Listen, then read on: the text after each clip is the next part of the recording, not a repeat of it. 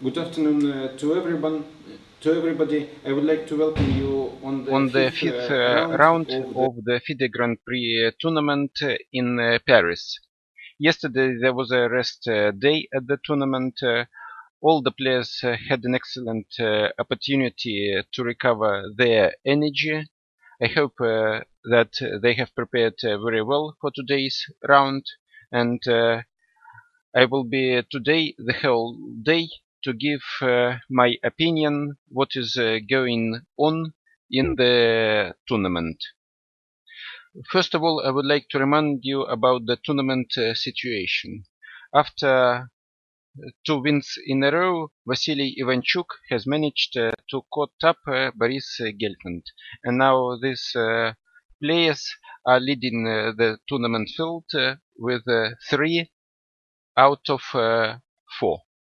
They are being trailed by several other players on +1. So, as always in such a strong tournament, we have very nice encounters between the strong players.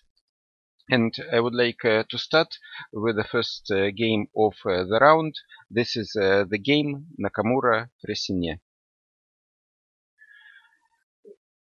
Nakamura is on a positive score, while Laurent Freycinet can have some problems because he lost 2 games in a row. If his game against Fabiano Caruana was not an exceptional one, because he was outplayed in the middle game, but the second game when he lost against Vasily Ivanchuk, he can be very angry at himself, because he had a winning position in the middle game, and not only he missed winning chances, but also the time after the time control he collapsed and first let the advantage go, but then also he missed the drawing chances and lost. And today he is playing black, so quite a difficult psychological task lies ahead of him. And we also know that Hikaru Nakamura is a very aggressive, dynamic player, and very often he feels when his opponent is in danger or some kind of trouble. And I have a feeling that Hikaru Nakamura will try to do his best in order to win against Laurent Freycinet, in order to catch up with the leaders. So let us look what is going in this game. E4, E5, knight f3, knight c6, bishop b5, knight f6. Actually, this position was on board in another game of this round, but in the present game, White decided not to enter the debris of the Berlin defense and played d3. So this is a very popular move at the moment in order to stop Berlin variation, which usually on board after the move castle knight e4, which we will see in one of the further games of this round. So the move d3 does not allow black taking on e4. Of course, playing d3 is rather difficult for white to hope for advantage. I have the same variation in my opening repertoire, so I have studied this variation deeply, and this is, I can tell you for sure, that with the correct play, black has nothing to worry about. But nowadays, the trend in chess that sometimes a lot of players are trying to avoid the theoretical developments and are trying to play simply chess. And I've been telling to you before that Hikaru Nakamura is a player from the capital P, and he likes to play chess. Although in this tournament he demonstrates very deep theoretical preparation, nevertheless, sometimes he can also move himself from all possible theoretical developments. And exactly this is the move d3. Now the pawn e5 under attack, and there are two main ways for black to protect this pawn. One of this move is the move d6, played with the idea to play bishop d7, g6, bishop g7, then castle, and so on. And the move bishop c5 that was played in the current game. Playing as black, it is rather difficult to give a definite choice, which move is better. It depends on the personal choice of the player. But I believe that playing d6, black has more chances to get equal position. Because after the move bishop c5, white takes on c6, and now after d6 we see that the pawn structure of black is being damaged. Now he has the doubled pawns c7, c6, and the pawn's structure is rather limited. In his turn, white has given up his Spanish bishop, but in exchange for his bishop, he has got several positional several positional pluses. Here in this position, plenty of moves possible for white. For example, move bishop e3, castle, and the move h3 that was played in this game. Bishop e6, queen e2. It is necessary to protect the pawn f2, and only afterwards white can take on e5. Now white threatens to take on e5, and this actually forces the move knight d7 in order to protect this pawn. And now white plays bishop e3. The development of the bishop to e3 is the main strategical idea of white in this line, because after the exchange of bishops, black has no longer pair of bishops, so he cannot use his advantage, and after closing the diagonal g1 a7, it is much more easier for white later to open the position, playing sometimes f2, f4, or d3 and d4. So if at this moment white manages to exchange this bishop on c5, then he would stand slightly better. So my personal choice as black in this position would be to play bishop d6 here. For example, bishop d6, and with the idea to play c6, c5, in order once and forever to stop possible white play with the move d3, d4. Then after the move c6, c5, very often black can try to transfer his knight d7 to the square c6, playing knight b8 and knight c6. So this can be the plan of black. And I think that in this position it is better for black to play bishop d6. But of course, if black decides not to move his bishops, he still keeps good chances to reach equality in this position. And since Laurent Pressinier is thinking at this moment, we get an opportunity to go further and to look at the second game of this round. And this is the game Gelfand van Hao. So this game is developing very quickly, and I can see now that 15 moves have already been played on bot. Let us look what is going on in this game.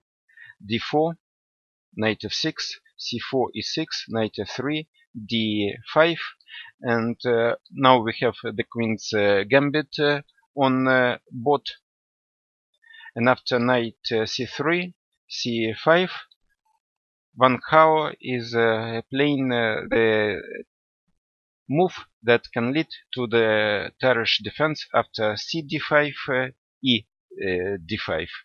But in this game, instead of going to the position with the isolated pawn, black player decides to take with a knight d4.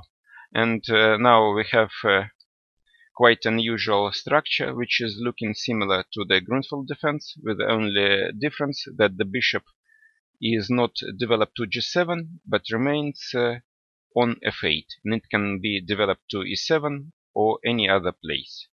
So, for example, e4, knight c3, bc3, cd4, cd4, bishop b4, and now everything is theoretical. Queen d4, castle, bishop c4, knight d7. And now, although this position on board appeared on board from the queen's gambit, very often I get the similar structure in my own games from the queen's Indian defense. Knight d7, castle, b6, a4, bishop b7, rook f e1, rook c8, and now the move bishop d3. So the chances of white in this position lie very often in the attack on the white king. Sometimes white can play h4, h5.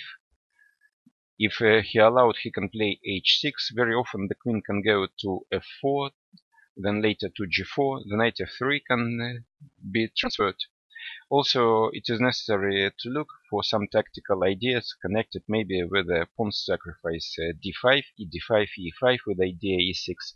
So white is trying to play here dynamic chess in order to create concrete active play in the center and on the king side.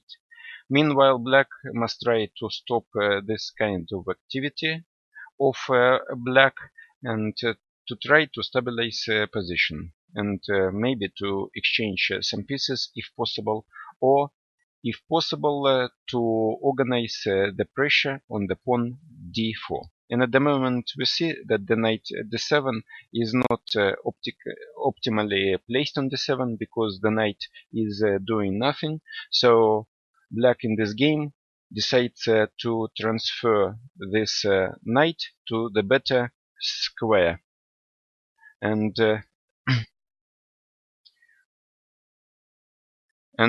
in this game he plays, and now he plays knight b8.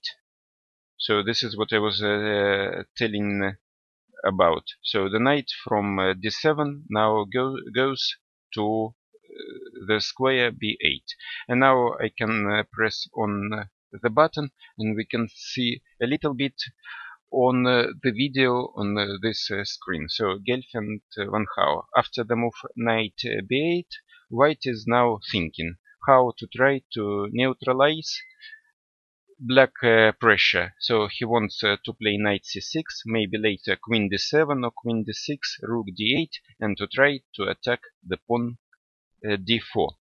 I can say that this position is very dynamic, so interesting fight lies ahead of us. Now going to the next game, and this is the game Giri Bakro. Anish Giri at the moment is standing on the last place at the tournament. He lost 2 games with 2 draws, and of course he can be quite unhappy with this tournament situation, because 2 days ago he lost absolutely unnecessary to Linier Dominguez. He was able to catch his opponent with an excellent opening preparation.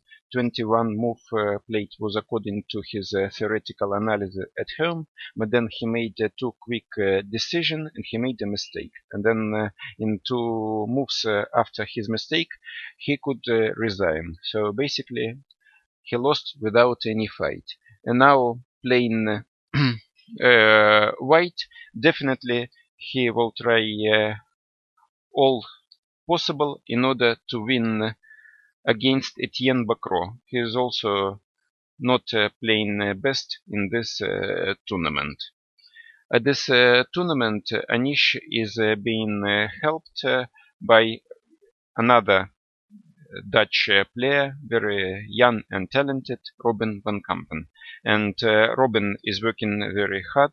Sometimes he has to work at 5 hours at night in order to analyze all theoretical variations. So Anish is very well theoretically prepared for this tournament. But of course, openings is not everything. You must not only successfully go out of these openings, also it is necessary to demonstrate good play in the middle game. And I hope that the rest day, what we had yesterday, will help Anish to try to forget about his losses, and I hope that this round will be a turning point in this tournament, because Anish deserves to have more than just 1 point out of 4, and I wish him a lot of luck in today's game. So let us look what is going in this game. Knight f3 was played. So sometimes players start with a move knight f3, but not with the move d4, in order to try to conceive his plans and opening ideas. Knight f6, c4, g6, g3, bishop g7, bishop g2, and now the move c5. Now on board we have an English defense. Usually we get this position if white plays c4 on move number 1. Then black answers c5, knight f3, knight f6, g3, g6, and so on. So now we have the typical English opening position on board. Knight c3, castle, d4, cd4, queen d4, and now the move knight c6. Now in this position, the most natural move for white to play is to play queen h. Of course, there are other squares available for the knight, and for example, queen f4 here is possible. Also, the queen has the possibility to go back along the d line. So let's wait in order to understand what Anish has in his mind in this game. So now we get the possibility to go for the next game, and this is the game Tomaszewski-Dominguez. So now loading this game, and what do we see in this game? So in this game we have the Nemtsovich defense on board. So d4, knight f6, c4, e6, knight c3, bishop b4, e3, castle. So one of the main lines of the Nemtsovich defense. e3 is very popular at the moment. Maybe this is the first or the second popular move. Another move that can bring black the most serious trouble is the move queen c2. After e3, there are two main good answers for black: c5, or the move that was made in the current game, and this is the game, and this is the short castle. As a black player, I have a very good experience against Nemtsovich defense, and I equally play both moves, c5 or castle. Bishop d3, d5, knight f3, and now the move dc4. Besides this move, there are also other moves available, c5, b6, and so on. So this is absolutely normal opening move. Bishop c5, bishop c4, c5, castle, knight c6. And now in this game we see the move bishop d3. I can say that this move is quite an unusual one and not very often played. The main theoretical line is the move a3. Then, for example, bishop c3, bc3, and now queen c7. And now in this position we have, so to say, the theoretical tabia of the whole Nemtsovich defense. White here has plenty of possibilities and different plans. Bishop d3, bishop a2, queen e2, bishop b2, h3. So different plans and different possibilities. And at the moment, this is considered to be the latest theoretical trend and development. So the move made by Yevgeny is a little bit rare. So it is not seen very often in the modern tournament practice. But of course, this move has the right for existence. And then, for example, if now black takes on d4 here, then we have the position with the isolated pawn, where black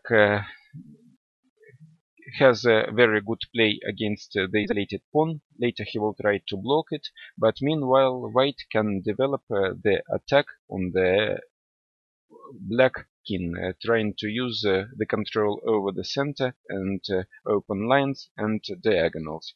But in this game, black played h6.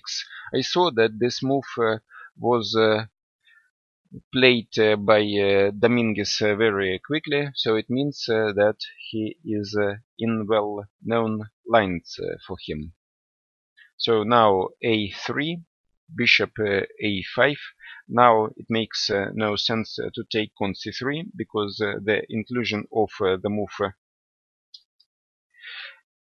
h7 h6 is not in black favor. So instead of taking on c3, move bishop a5 was played, and only after c5 now black plays bishop c3, and after bishop c3 now the move queen d5 was played. So black is aiming to a completely different pawn's structure. Black has just exchanged his bishop, but now we see that the pawn's structure of white on the queen side is being destroyed. And now white has pawn islands, so the pawn a3 and the pawn c3. Of course, these pawns are weak, and if black manages to finish the development, maybe he can play b6 at some point, bishop b7, rook c7, then we can see that these pawns can become weak. So white has a permanent weakness in his position, but in its turn, he has the advantage of the pair of bishops, and he is leading in development for the moment, because as we see, the bishop is still standing on c8, the rook on e8, so it is necessary to spend some time for black to finish the development. So at the moment, white needs to play rather energetically in order to try to create some problems for black. And basically white in this position has no time to waste. because if black finishes the development here, he will simply stand in better in this position.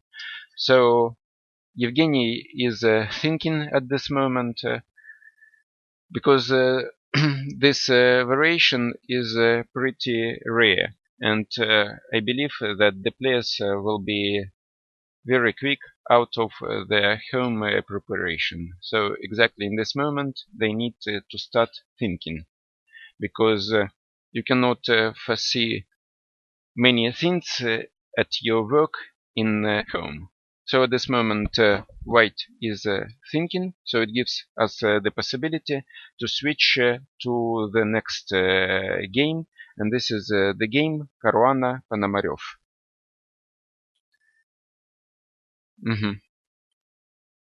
So let's load the game. And here in this game Caruana Ponomarev, we have the Ruy Lopez, the Spanish game, and the Berlin defense variation. E4, E5, knight F3, knight C6, bishop B5, knight F6, and now the move castle. So I was telling about this move in my comments to the game Nakamura Fressinet. So this is nowadays a very popular line, and I can tell the name of the strongest player who is playing this variation with black. This is Vladimir Kramnik, who basically introduced this variation onto the most onto the highest level possible.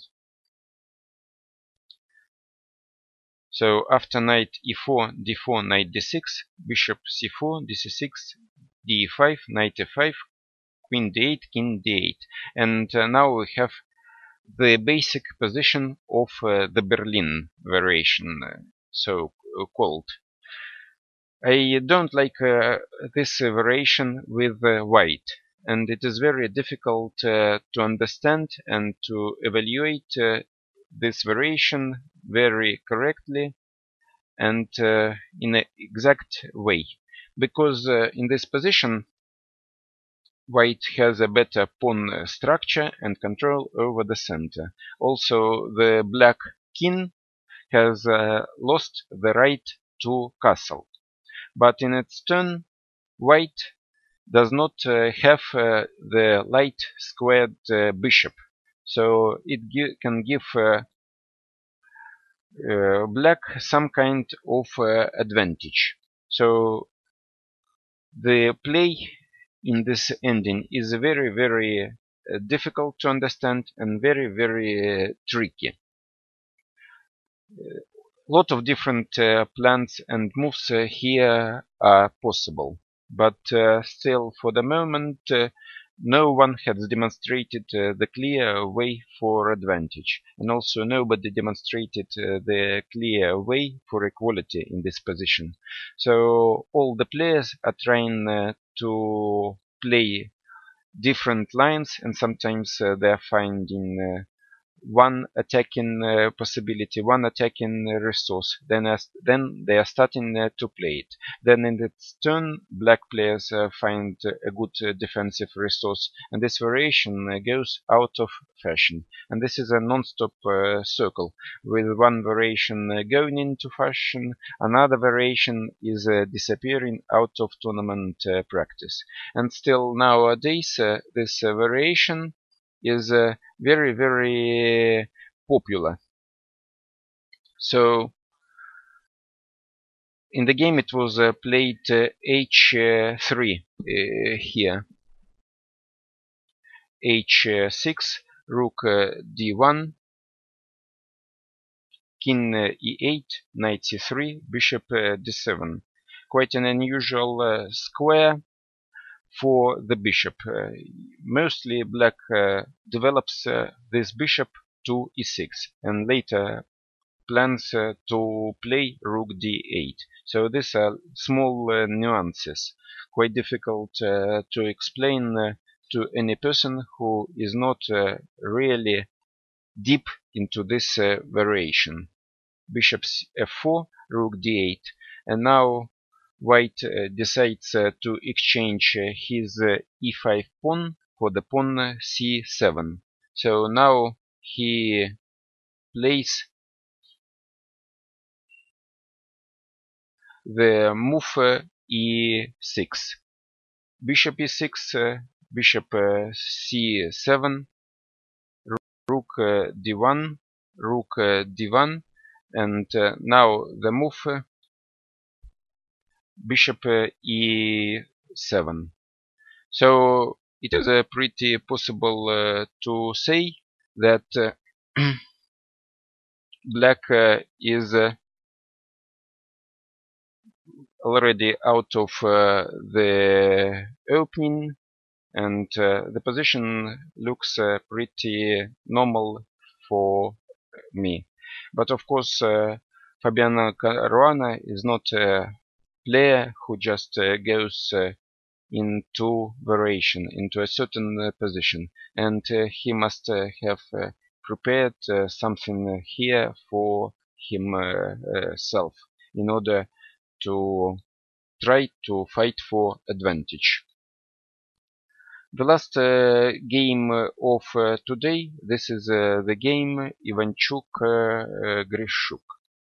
So now let's look what is going at this game. Vasily Ivanchuk is one of the leaders of this tournament.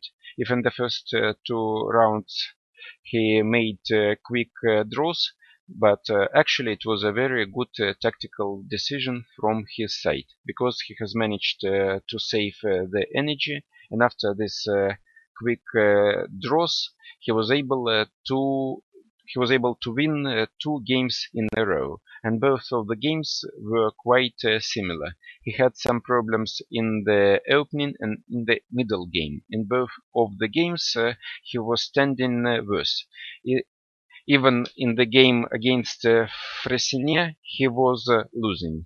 But actually his head was very fresh, and he had enough energy. And when his opponents were collapsing at some point of the game, especially after 4 hours of play, for example, Van Gogh blundered a piece after the time control, and Laurent Fressinet also lost the concentration and control of the game. But Vasily exactly had more energy than his opponents, and he was able to get 2 points.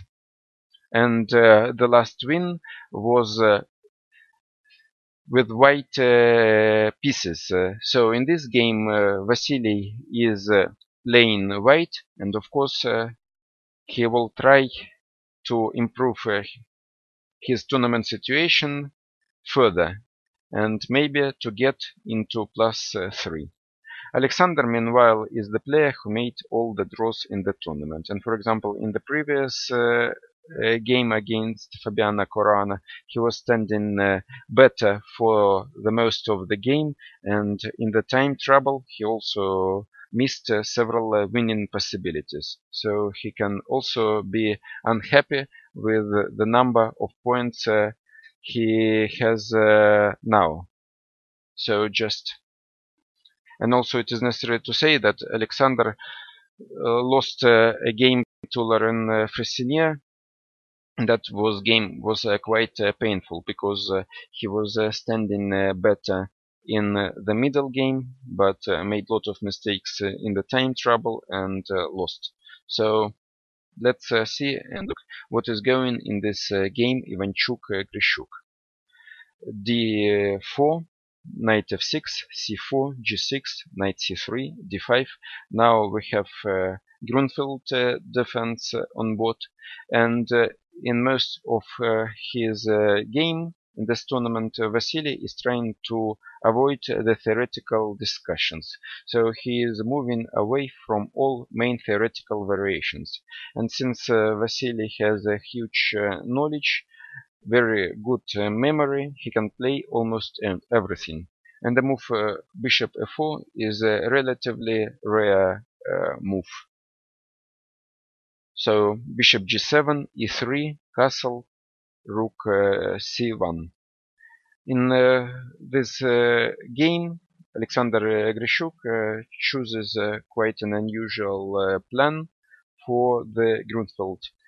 He does not exchange on c4 and does not try to play c7, c5, because it is the main idea in Grunfeld to attack the center, playing c7, c5.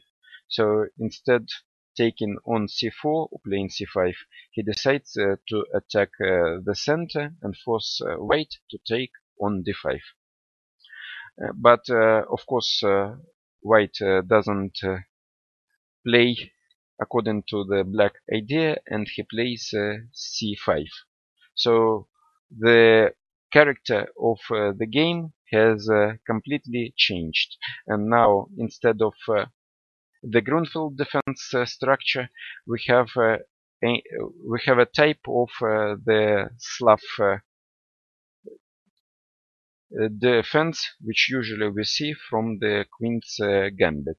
So now c6, b4, and now we see the plans of the sides. White wants to play b4, b5, and to play on the queen side where he has the space advantage. So knight b d7 has been played, and in his turn black must try to neutralize the play of white on the queen side, and maybe if he gets the possibility to try to conduct the typical plan with e7, e5. Of course, at this moment the bishop is standing on e6, and this prevents black from playing e7, e5. So it would be a good idea for black maybe later to play bishop e5, bishop g4 with idea e7, e5. So at this moment white needs to try to finish his development as quickly as possible, because we can now see that the bishop f1, knight g1, rook h1 are still standing on the beginning places. They're completely not developed, and all the time before white was trying to gain the space on the queen side, and white has managed to play c5 before to win the space. So it is very important that white finishes the development quickly and tries to consolidate his position. If white manages to stabilize the situation in the center and finish the development, then of course he will be standing better because of the space advantage. But black must try to organize this freeing move e7, e5 as quickly as possible.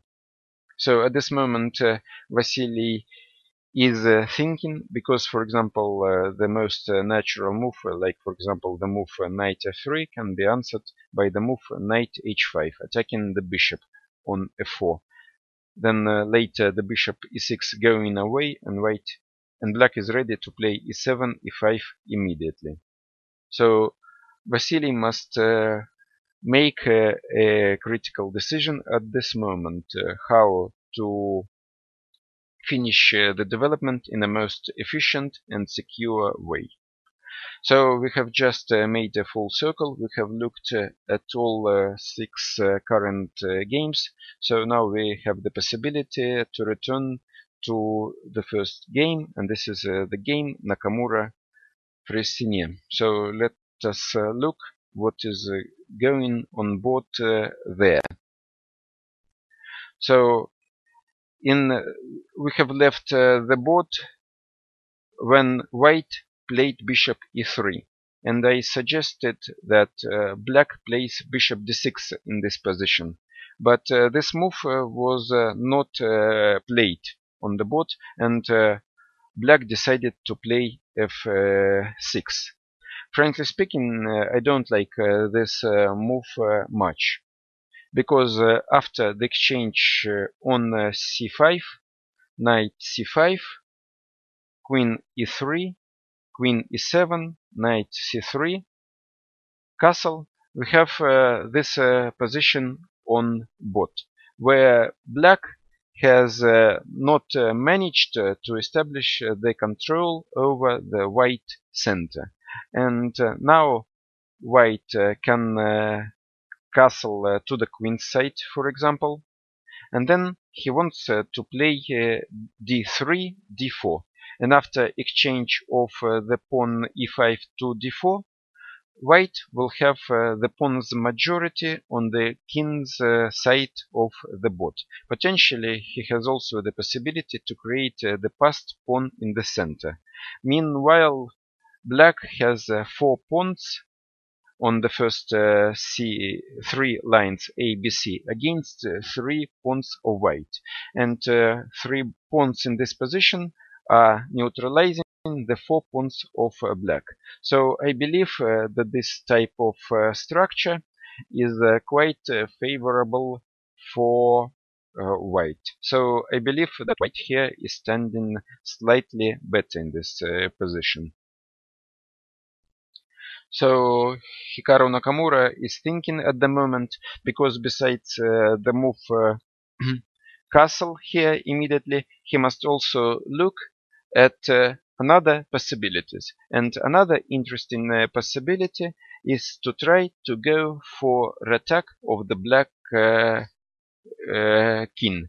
Maybe it is possible to castle to the king's side with the idea to play b4 and to try to attack and win this pawn on a7.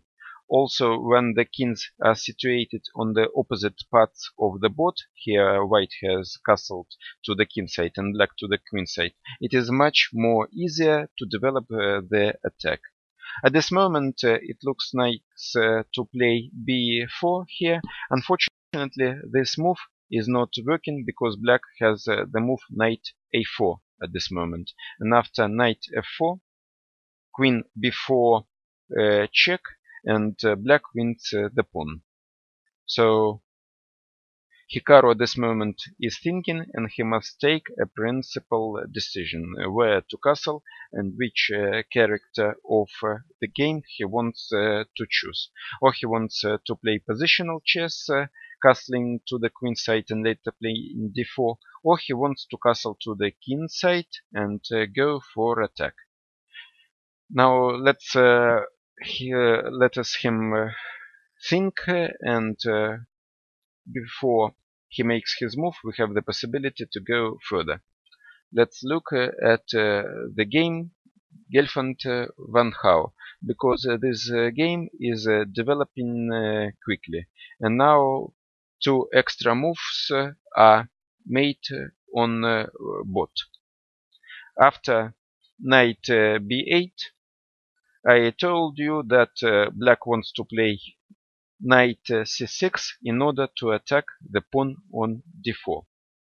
So that's why white plays a5. So I told you that usually the main idea for white in these positions lies in the attack on the king side, maybe to play h4, h5 at some point. But probably in this position white doesn't have enough resources and does not have enough time, because black is ready to launch the attack on the pawn d4. So after playing a5, white decides to start the play on the queen's side of the board. Now ba5, and now the move d5. If you have been listening to my commentary careful, then I told you that also one of the main ideas, if white decides to go for attack, this is the pawn sacrifice. For example, if now e d5, then white plays e5, opening the position, sacrificing not only one pawn, but actually this is the second pawn sacrifice. And now white wants to play e6, knight g5, and go for the direct attack. So this is another typical idea of white. So white at the moment is trying to play on all parts of the board. So d5 is the play in the center, a5 that was the play on the queen side, but actually black wants to go for attack on the king side. And after the move d5 in the current game, Wang Hao made the move knight d7. I don't know exactly if this is a theory or not, but it looks like taking the second pawn, accepting this sacrifice, is quite dangerous. So black decides to keep the activity of the bishop d3, not allow him to start playing, because the pawn e4 prevents black or white bishop d3 from attacking the pawn h7. And now white is thinking he must decide what to do further, because there are plenty of possibilities for white to take on e6, to take on a5. Maybe there is something else in this position. So the position is very dynamic, double-edged, and Van Gogh at the moment is playing very quickly. He has 1 hour 41 minutes left on his clock. So Boris Gelfand is using more time, but still 17 moves are already played, and both of players have enough time available, so they can take all the time in order to try to make the best decisions possible in this very sharp and interesting position. So let us look at the next game, and this is the game Giri Bakro. Couple of moves extra were played in that game. So after knight c6, I told you that the main move is queen h4, and this move was played in this game. Now queen a5, castle, and quite an unusual maneuver for black, queen h5. So the idea is to try to exchange queens, because sometimes white gets the possibilities to create the attack, playing bishop c1 h6, knight g5, trying to attack the pawn on h7. So exactly to stop this idea, this plan of attack, black plays queen h5. But then we can see that the ending is coming on board. Bishop d2, d6, rook a c1, bishop. Oh no, after the move queen h5, the exchange took place immediately. Queen h5, knight h5, bishop d2, d6, rook a c1, bishop a6, and now the move b3, knight f6. How can we evaluate this position? White, of course, is standing slightly better, because he has the control over the center, and a space advantage is in this position. So the type of structure is quite similar to the Marozzi defense. Only difference is that white pawn is standing on e2 instead of the square e4. Usually Marozzi type structures are in white's favor. So also in this position, white is standing slightly better. But of course the idea of Etienne Bacro was to try to avoid the opening preparation of his opponent. So he went into a slightly worse position, but he has managed to avoid very sharp lines, and it is possible to say that he cannot be caught in this game. So he has achieved his goal. And I believe that in this position he has very good chances to make a draw, to finally equalize in this position. But of course, I would prefer white here. So let's go to the next game. This is the game Tomaszewski-Dominguez. So loading the game, just several moves played here.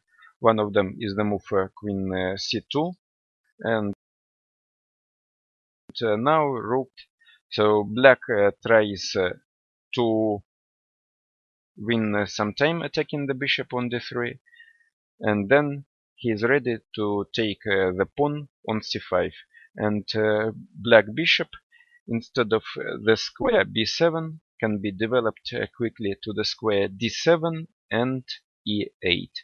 I believe that this position is pretty good for black.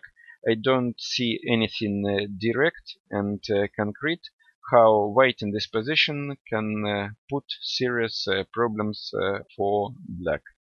So I believe that without much trouble, black must be able to equalize here. Now going to the next game. This is the game Caruana-Ponomarev.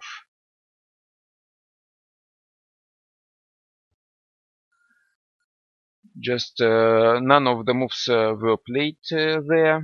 White is thinking at the same position that we left some minutes ago.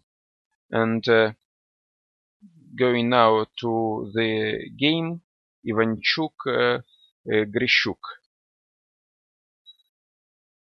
Loading the video and opening the position. When discussing the position after the move knight b7, I have mentioned the possibility for black to play knight f6 h5 in order to try to exchange this bishop f4. In the game, instead of the move knight f3, white chose another way to develop. He played bishop d3. Probably the idea of this move in order to make black much more difficult to move this bishop e6, because now the square f5 is controlled by the white bishop, and after bishop f5, the pawns f are doubled. But still black has the possibility to play knight h5, and this move has been played here. So let's return now to the first game, Nakamura-Pressinier. When we left, I have told you about the choice of moves which white had in the position. And the move number one, which I thought to be the strongest move in the position, was the move Lone Castle. And exactly this move was made in this game. White castled to the queen side, and now he wants to play d3, d4. As you remember, I have some kind of telepathy with Nakamura, and very often at this tournament he is making the moves that I suggest and discuss. No exception, and this game where Hikaru is played exactly according to my predictions. So king b8, now the standard plan d e4, knight d4, and now black is thinking how to react. I would like to play bishop c8 here, but it is possible to conclude that white here has a small but long-lasting advantage, and I like this type positions as a white player, because white can play for a win without any risk, and black in his turn must be very careful. So I think at this moment Hikaru can be very happy with the outcome of this opening, because it is not so easy to get a pleasant position without any risk for himself. So here white is standing better. One more move was played in the game Gelfand Van Hao. So after the move knight d7, white took on e5. So this is of course the most natural reaction. So white takes the pawn on a5 and now threatens to take the pawn on a7. So black needs to make a move, and he has different possibilities in this position. For example, the move knight c5, queen b6, or maybe something else in this position. Already lots of material has been exchanged, and this everything gives black good equalizing chances in this position. So I believe that this game sooner or later should finish in a draw. Now going to the next game, Gary Bakro. Let's look if there were some changes in this game. No changes. Tomaszewski, Dominguez, also no changes in the game. Couple of moves were played in the game Caruana Ponomarev. After taking some time, white decided to play g4. Knight h4 is the only square for the black knight, and now the move knight d4 here. White needs to make some energetical moves in this position, because black here has the pair of bishops here. So it is very important not to allow black to consolidate his position, especially here black must think and work on the coordination of his rook h8 and king e8, because the black king has already moved. It is not possible to castle, unfortunately. So black must think and come with the idea how to restore the coordination of his pieces. Very often in these positions black plays h6, h5 in order to open the h line and also to attack the pawn g4. But after h5 here, it is necessary to think about the consequences of the exchange on e6, whether it is possible for black to use the weakness of the pawn e6. So it is obvious that black needs to take some time in order to solve and make a decision how to handle the direct attack on his bishop, whether to allow worsening of his pawn structure or look for the possibility to keep the pawn structure intact, moving the bishop e6, for example, to the square d7 or c8. So Ruslan Ponomarev needs to think in this position. One more move was played in the game Ivanchuk-Grishuk. After knight h5, white played knight g e2, protecting his bishop on f4 with an obvious idea.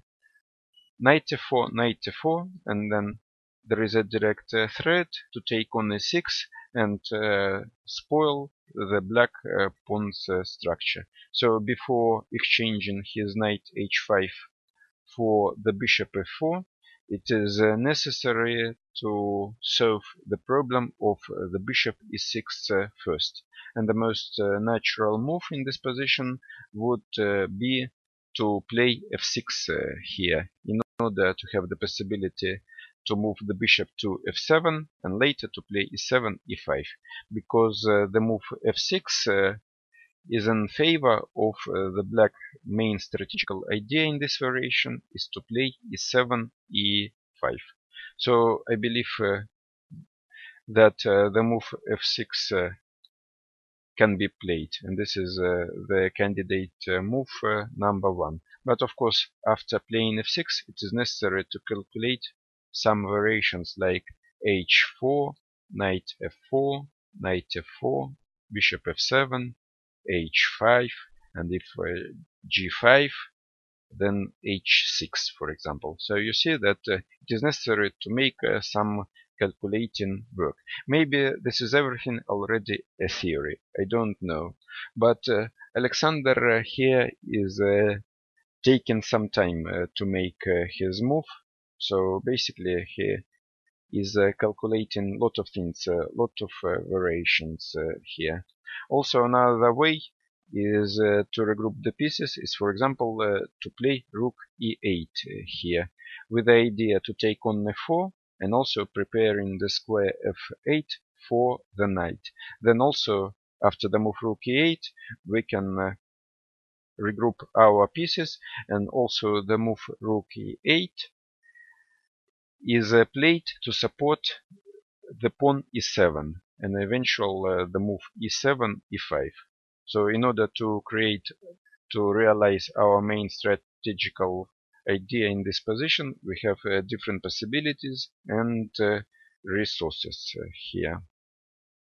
So it is possible now to conclude that all the games already went out of the opening phase of the game, and now players are starting to take more and more time in order to reflect on the plans and the ideas of middle game. And of course this part of the game is usually characterized by a slow phase, because the players are still not in time trouble. They can afford to think about the difficulties of their position.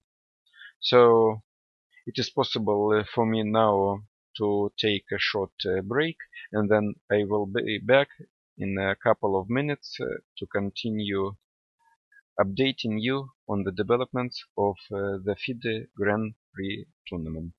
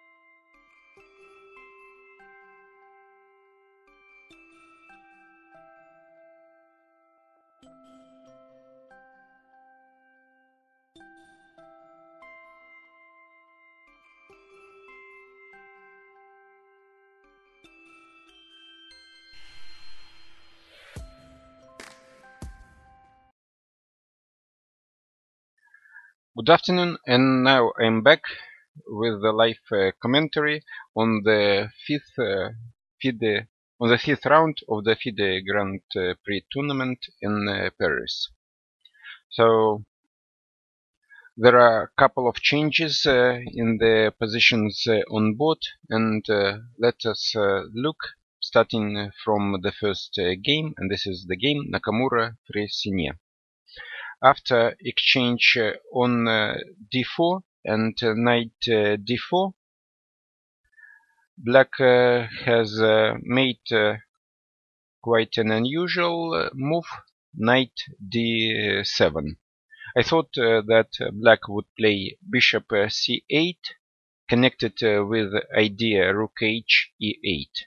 And it is rather difficult for me to understand this move, because in this position it is better to keep the bishop e6 than to allow exchange it, because if you look at the position, if the knight d4 and the bishop e6 are going off the board, there is absolutely nothing with which black can compensate the pawn's advantage and the pawn's majority of white in the center.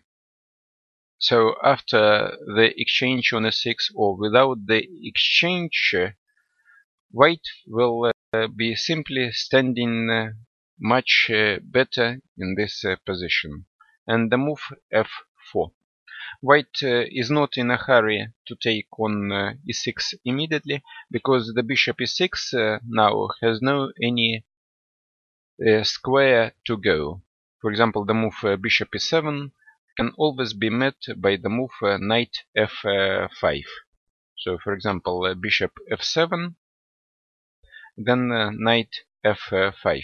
So it is necessary for black to think how he can try to stop the pawn's majority of white in the center. And the most natural move would be to play rook h e8. And now I see that black has just made the move knight b6 here. Another quite strange move. I cannot understand what is the idea behind this last move, knight b6, because at least our knight on c5 was attacking the central pawn e4, and not what is the knight on b6 doing. I don't see any point of black to play knight b6 besides the idea to play knight b6 c4. This is the only square where the knight can go from b6. But then white can simply play b3 here, and we see that the knight b6 is not going anywhere. Of course, all the moves have have a right to exist and have to be made, especially when a very strong player like Laurent Freycinet is doing them. But I repeat, I don't immediately understand his plan and idea, where he is trying to regroup his pieces, because it doesn't look natural, it doesn't look nice what he is doing. But let's wait and see. Maybe there are some things in these positions which I don't understand. c5 is not possible, because then knight e6, queen e6, and queen c5. So black loses the pawn. So c5 is not possible, and it is necessary for black to to play bishop c8, and only later to play c5 and c4. And actually, black loses a lot of time for realization of this plan.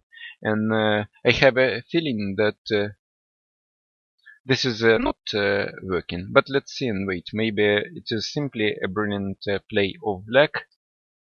maybe he calculated and saw everything deeply that I don't see immediately.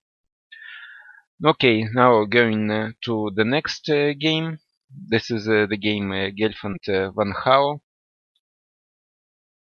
So one move was played, and black took on d5. So after rook a5, e d5. And now white is thinking what to do. Here, after the move rook e d5, there are different options available. Taking on a7, also taking on d5, and the pawn sacrifice by the move e4, e5. But of course in this position it doesn't look right to play e5 because there is a move knight c5 here in this position. So basically I believe that white is choosing between the move rook a7, but then probably after rook a7 the game would end in a draw quickly, because black has queen b6, rook is going away, and then the exchanges will follow, and the game can quickly end in a draw after this variation. So this is the candidate move number 1. The candidate move number 2 is the move e d5. So if white wants to fight and to try to create some play in this position, he has to take on d5 with a pawn. So that's why Brice Gelfand is thinking, because he must try to determine the further course of the game. But of course, Brice is leading in the tournament. He has +2, so he has all the reasons to be quite happy with this tournament situation. So he can simply take on a7 with the rook, and then he can afford to make a quick draw today and go home to prepare for the next round game. Giri Bakro saw also several moves played. After the move knight f6, rook f d1, in order to establish the control over the square d5, rook f c8, and knight is going from the square f3 to e1. Then there are two options available for this knight: to go to c2, e3, and then to d5. Also with or without inclusion of the move e2, e4. Another good square for this knight e1 is the square f4. It is possible to choose a different trajectory: knight d3, f4, and then d5. So the evaluation of the position has not changed. White is standing slightly better, and this plus is very pleasant for white, because he can play for a win without risking anything in his own position. And it is not happening very often that you can get a free hand to play for a win without risking anything. So I believe that Anish in this moment can be pretty happy with the choice of the opening and the position he has on bot. The next game is Tomaszewski-Dominguez. So going to this game, couple of moves were played there. After rook d8, rook d1 is the most logical move, because it doesn't look nice to move away the bishop from the square d3, where it is occupying the active place. Queen c5, and now the logical move a4. White is trying to develop his bishop c1. Another option was to play e4 in order to try to develop the bishop to e3. Now e5, and now bishop a3, queen a5. So now we have a middle game position in this game, and I don't believe that black here can have serious problems. I think it is white who has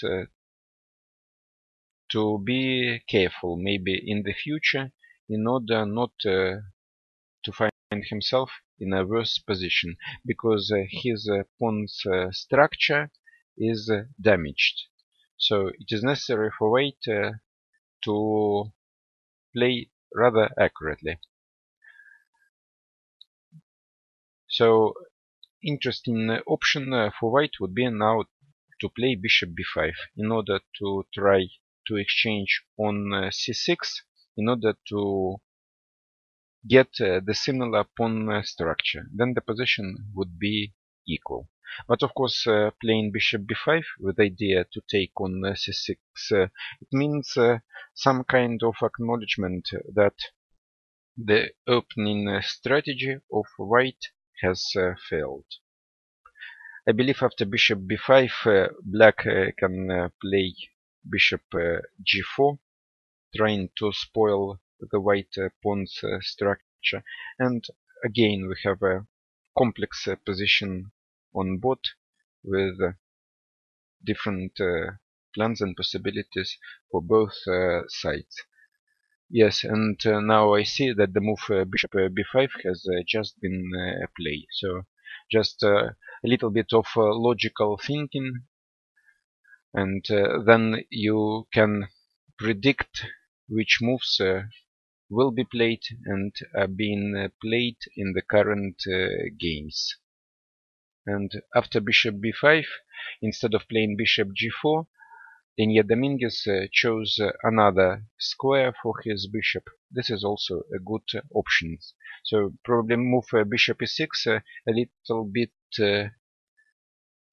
played with the safety in mind. And bishop g4 is probably a move which is trying to take control over the game, maybe with idea to play for initiative. So the move for bishop e6 is pretty safe. Now after exchange on c6, the position will be symmetrical and pretty equal.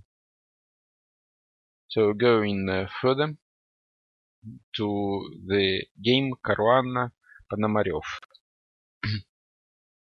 In that game, after the move knight d4,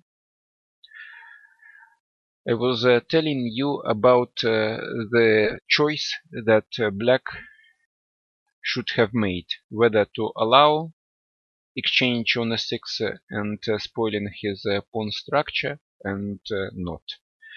In the game, Ruslan decided to keep his pawn structure intact, and he played bishop d7 in this position. And after bishop d7, rook e1 was played with the direct threat to play bishop d6. White is trying to create a concrete play in the center in order to use the problem in coordination of the black pieces and their position on the board at the moment. And it was answered by the logical move king f8. The king has to go away from this opposition of the rook and the king. Now the move bishop d6 is no longer possible, and white needs to think further how to go ahead and what else he can do in order to bring the pieces into play. Here, for example, I like the move bishop g3 here, played with idea rook e7, king e7, and then bishop h4. And if now c5, then it is possible for white to play knight d5, c d4, and now rook e7, for example. So this is my idea behind the move bishop g3. And after the move bishop f6, it is even possible to play the move knight e4, bishop d4, and now bishop h4. So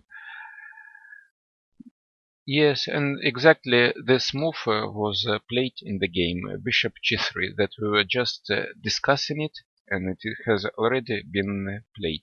So now at this moment there are choices, and of course besides already mentioned moves, it is possible for black to go back with a knight to g6, but then after knight g6 it is necessary to take into account the following move f2, f4, and white later wants to play f4, f5 and win material. So after the move bishop g3, black needs to take some time in order to find the satisfactory way how to solve the problems standing in front of him for the moment. The next game of today is the game Ivanchuk-Grishuk, and let's see what is going in this game. And it is also going exactly according to my prediction. After the move knight g e2, I suggested f6 as one of the possible candidate moves, and it was played. And then I suggested you the variation with the move h4. This also was played by Vasily Ivanchuk. So now we have this position exactly to my prediction and analysis. It is now time for black to think how to react further, because the variation that we've just looked looks pretty dangerous for black, and it should be avoided. And if black plays bishop f7 here, then bishop h2 is coming, and now g2, g4 is a threat. So it looks like black pieces a little bit out of play in the center and on the king side, and I don't see immediately the clear way how to regroup them with the same idea, to exchange on f4 and then to move the bishop e6 back without falling under attack. So let's see and wait. Definitely at this moment Alexander needs to use some time, because I feel that this position is quite critical for him, because it is necessary to play pretty concrete in order to neutralize white threats. So let's go now to the game number 1, Nakamura Fressinet. Knight b6 has been played. White is thinking how to react, how to stop the possible move knight c4. We have just been looking at the move b3 without the move, besides the move b3. If white plays knight e6, queen e6, b3, then black can play knight d5. So this exchange followed by the move b3 is not so good for white. But of course, the move b3 is not forced to, and white can play, for example, the normal move rook h1, consolidating the position. So it is obvious that white is standing slightly better in this position, so he needs to spend some time in order to find the satisfactory way to neutralize possible jump of the knight b6 to c4, and then he will be simply standing better. Yes, the game Gelfand Van Gogh is also developing to my prediction. Of course, the tournament situation of ah yes, of course, the tournament situation of Gelfand allows him to play for draw, but in the game he decided to play e5. We were looking at this move, but I was not sure if it is wise to take a risk and to try to play for attack when you are leader in the tournament. But still, Boris the fighter, and he decided to try to continue to play for a win. So he played e5, knight c5, rook a7, and now the move queen b6. Now the rook a7 has to go back, and then white must demonstrate the way how to try to develop the initiative on the king side. But the position is pretty symmetrical, and not so much material on board. It is very difficult to believe that white can create anything concrete and special in this position. And I have a feeling black should not be standing worse in this position. So I still repeat that the decision of Gelfand was not a common decision, quite a risky one. But okay, it is his game, it is his choice, and he also calculates much more variations than I'm just a simple commentator looking at the games. But very interesting choice, and his choice should be respected and handled with respect, because not every player in the tournament situation, when you are ahead of the most of the players, and then you are continuing to play for a win when it is not entirely clear. So let us look quickly whether other moves were played in the game. And indeed, this is the game Giri Bakro. Giri is slowly realizing this plan that we were just talking about. After knight e7, bishop d7, the knight is going to the square f4.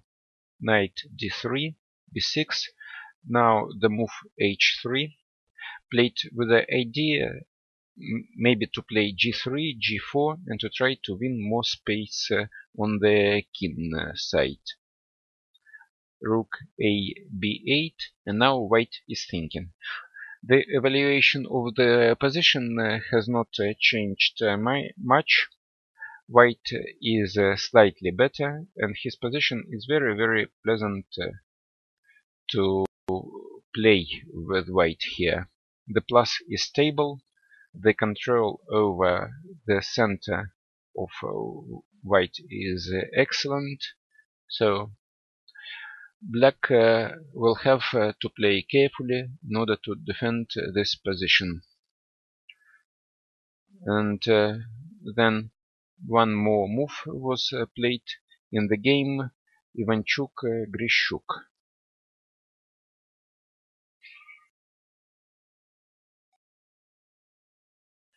After the move h4, black played bishop f7, the move that we looked at, and after bishop h2, f5. And white, in order to stop the possible move e7, e5, because under all circumstances white should stop this move, he played f4. Now the position has become completely blocked in the center and on the king side, so that move by Alexander Grishuk was very good, because he stopped the plan of white connected with the move g2, g4, and no longer white has any possibility to develop any kind of initiative on the king side. And now we see that white bishop h2 is also out of play, and it has become a very bad bishop. The position is almost entirely closed.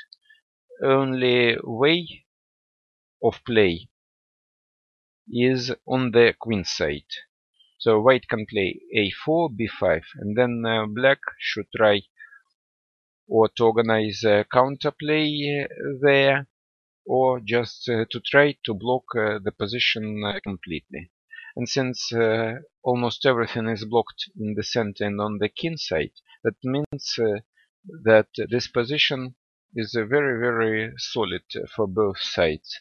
And I don't see how any of the side can go and break this wall. But optically, because of the more space advantage on the queen side, because if starting from the line D until the line H, everything is entirely symmetrical, but white pawn is on c5 against the black pawn on c6. It means that white has a small space advantage on the queen side, and because of that, white should be standing slightly better in this position. But of course, this space advantage is so small that it is not so easy to achieve really realistic. But let's see and wait what will be in this game. Tomaszewski Dominguez, one move more was played, and this is the move h3.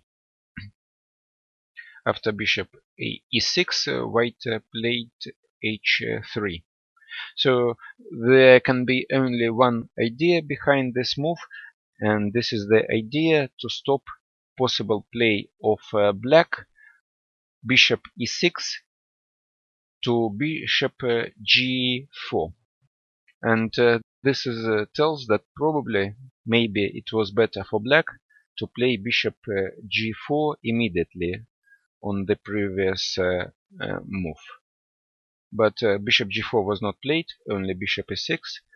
But still, I believe there is nothing concrete in this position for both of the sizes, so the position is closer to equal. Caruana Ponomarev saw interesting development. After the move bishop g3, g5 has been played. So the variations that we were looking after the move bishop g3 probably were not favorable for black, and black didn't want to go to any of them because it was clear that white advantage in these lines was great, and the only move possible instead of three moves that we looked at, and that was the move g5. After bishop h4, gh4, we see that black has a damaged pawn structure. Now we see that the pawns h6 and h4 potentially are not very good pawns. But in this position, black has the advantage of the pair of bishops. And generally speaking, the pair of bishops should compensate this type of the drawback in the pawn's structure. And now white must make a choice how to go further. And the play of white should be concrete, because black in his turn wants to play h6, h5 in order to exchange one of the doubled pawns in this position, and also to attack the pawn g4 and prepare activation of the rook h8. then rook can go to h6 and join the play. So at this moment it is necessary for white to think how to react to the possible move h6, h5. And it is not so easy to do, because for example after the move knight f5, black can take on f5, give check on g8, and after rook f1 he can play, for example, the move rook g5, and then after f6, rook f6, knight e4, rook f5, knight f6, rook f6, rook f4, the game ends simply in a draw. So this is one possible continuation of this game. I don't know whether there is something else in this position than this normal looking forced concrete line. So let's see what Fabiano Caruana has in mind at this moment. So couple of developments in other games. In the game Gelfand van Gao, one move was played rook a3. So the rook on a7 was attacked, so it moved to a square where the where the bishop d3 is protected. But of course it is highly questionable whether white can get anything special in this position. And for example, normal simple move like knight e4 looks completely okay for black. So what else in the other games? It is possible to see that Etienne Bacro is going deeper and deeper into defense. After the move rook a b8, instead of putting the knight on f4 as I suggested, Anish decided to try to occupy the square by the pawn. So he definitely wants to use his space advantage in the center and on the king side. So he played f4. Bishop e8. Now the typical plan for black would be to play knight d7 and knight c5, because knight f6 is doing absolutely nothing in this position. So it is necessary to regroup the pieces for him. In this position, and the structure is typical structure for the Marozzi defense, with only one difference, that white pawn is on e2 instead of e4. Usually always black is suffering in such positions and structure because he does not have enough space, and it is very difficult to create the counterplay on the queen side. The only reasonable chance for black to create counterplay or any kind of play at all is to play a6, b5 in order to exchange this pawn c4. But even after playing a6, b5, it is not so obvious how to go further, because this b5 pawn potentially can become a witness, and sometimes it is much easier for white to create a passed pawn playing a2, a4. So for black it is important to think about the consequences of this type of counterplay a6 b5. So he really must value all for and all things against this move.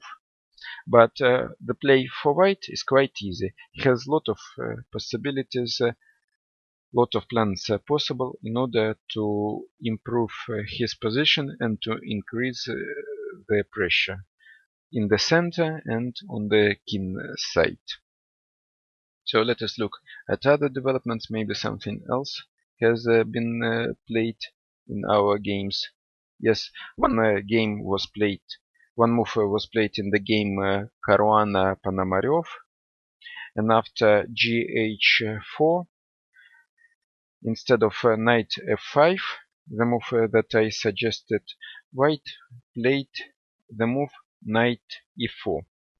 So I believe still white has the same idea to play knight f5, but before playing knight f5, he wants to establish the control over the square g5, because in the previous variation we saw black rook coming into play and then attacking the pawn and winning the pawn on f5.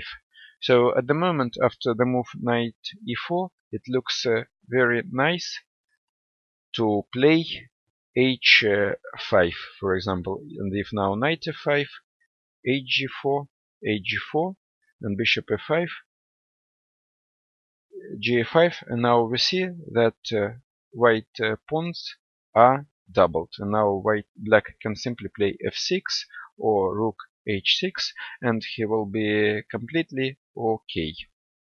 So after the move h5, white probably has to play f3. But then after hg4, or even without exchanging this pawn on g4, I don't believe that black can have serious problems in this position. But still, after the move knight e4, black is thinking how to go further. One more move was played in the game Ivanchuk-Grishuk, and after f4 he made a normal move, knight h f6, because the knight on h5 was doing absolutely nothing, and it is necessary to bring this knight back into play. There was a development also in the game Nakamura-Fressinet, and after knight b6, white followed my advice and he took on e6. And after queen e6, instead of the move rook h e1, he played queen c5. This is also a good move in order to secure, to block this pawn c6 that it advances no further, and also we moved our queen away in order to stop this move knight b6 d5. The valuation of the position has not changed. White has a very pleasant, comfortable position, and I believe Laurent Fressinet in this game was not playing best, and now he is standing slightly worse and needs to play very careful in order not to come into much more serious trouble here, because play of white is very easy in this position, and he can try to use pawns majority in the center and on the king side when four pawns are playing against 3 pawns. So it is rather easy for white to create a passed pawn there. So what else? Other developments in other games? Let's see and look. So one move was made in the game Giri Bakro, and after bishop e8, the move e3 was played. I don't understand the idea behind this move, so probably it was possible to refrain from this move, because there was no any direct threat or idea from the black side. I believe that move was played too quickly, that maybe white should have done something else in order to try to find a concrete plan or way of playing. So maybe just a normal move, but actually played without any common idea. Just a moment, I have to make a break.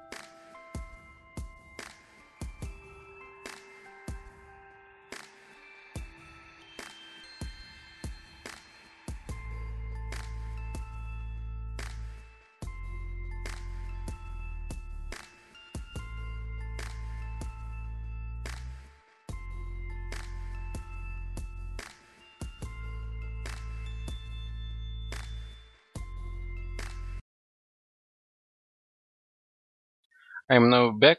So basically at this moment nothing special is happening. Only one move was played in the game Gelfand Van Gogh, and exactly the move that we were talking about. This is the move knight e4. Now white is thinking. In other positions there are absolutely no changes, and I think we can make a break for some minutes here, and then I will be back online with a continued commentary of the makes when really something will start happening again in the games, because now the players are sitting deep in the middle game. They have enough time to reflect. The positions are also quite complex, and usually the middle phase of the game, the middle game, is characterized by the slow rate of play in comparison with the beginning phase of the game, when the players are using their opening knowledge, and with the late middle game, when the players don't have any time and very often they are sitting in the time trouble. But exactly in this phase of the game, so we don't see a lot of changes. And after the move knight e4, white played queen e3, so suggesting to exchange, offering the exchange of the queens. And now we can see that if the queens will go off the board, then of course black will never have any problem whatsoever, and the possible variation is the following: queen e3, rook e3. Now rook c1 check. It is useful to give the check. Now the only move for white is the move rook e1, and here black has a choice whether to exchange on e1 immediately with equal chances, or he can play rook fc8 in order to try to put some pressure on white. But of course in both cases the position is equal. I just saw that black took on e3. Now it is a forced answer. No, it is not forced answer. So for some reason Boris has taken with the pawn on e3. And I repeat again, I don't understand what is going in this game, because it looks like white is trying some kind of cooperative play in this position, because it doesn't look right, it doesn't look nice to spoil your pawn's structure in the center in the ending. Because now we can see that after the move f e3, the pawn e5 is pretty weak, and it is a doubled pawn. And also black has a quite strong knight on the square e4. So it is too deep probably for me to understand, because I have a feeling that after this move white should be careful, because of course white has some ideas connected with the move rook b1, rook a7, and some kind of concrete play with idea to take over the initiative. But it should never be dangerous for black, because material left on board is too little, too small. So very unusual decision by white in this game. Boris Gelfand is playing very unusual chess for me. I was trying to understand what he was doing in the previous games, but actually in this game I'm falling behind in my predictions. More or less clear in other games, but in these games I am not able to predict a lot of the games played. So this is a very risky play by white. Okay, let's go further. The game Giri Bakro.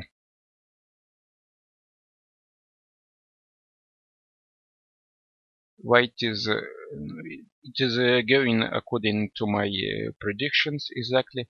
I was telling you that the main play, the main way of counterplay for black in this position is to play a6 and b5, because otherwise black cannot do anything. So black played a6 and now the move g4. This is also, I was explaining you that white has a lot of possibilities to win the space on the king side in this position, and that's why before white played h3 in order to play g4 and so on. And after the move g4, black plays h6 now. Yeah, it is not entirely obligatory move in this position, but probably to stop once and forever the play of white connected with the move g5, because after move h6 white cannot play g5 anymore in this position, because then his pawn structure on the king side will be entirely destroyed. So there are developments in the game Tomaszewski-Dominguez. After the move h3, queen c7 was played. Now rook d8, rook d8, and now the move rook d1. White is trying to exchange the material here in this position, and maybe then he wants to try to attack the pawn on e5. For example, rook d1, queen d1, and now bishop d6 is threatening with the idea to win the pawn e5. So this is the idea behind the last moves of white. But still, I believe it should not be very dangerous for black to neutralize this idea. So there should be several different possible ways to react to this threat of white, and I don't think that white can get anything special in this position. One move was played in the game Ivanchuk-Grishuk.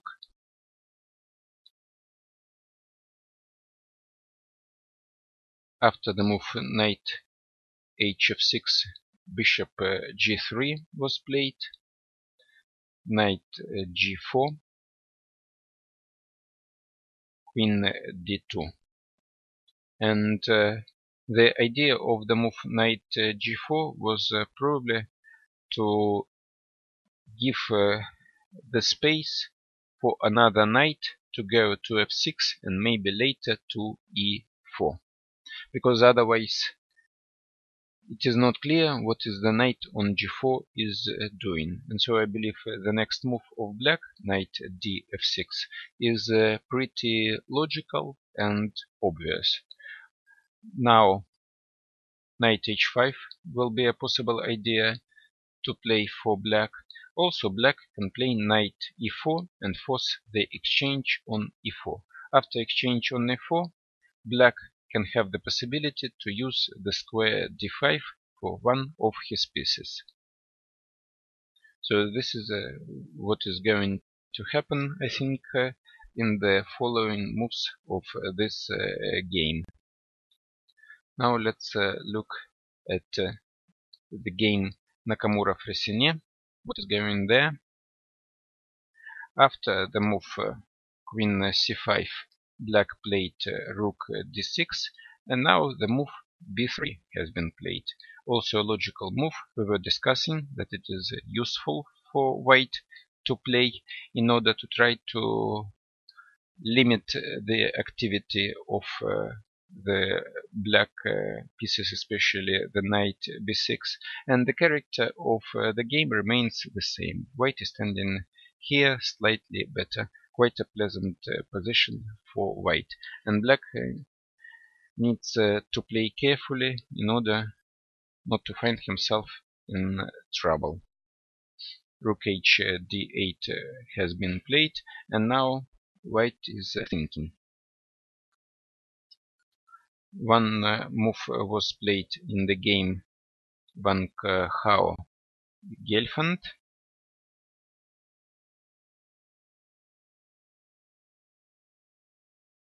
After f e3, black played rook a8.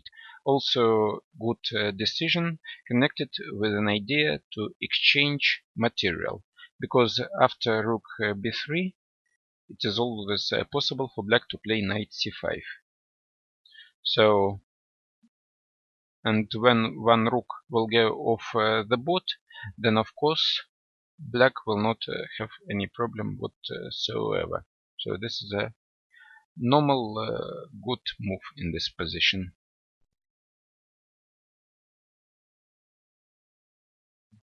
Further, the Renault. One move was played in the game Caruana Ponomarev.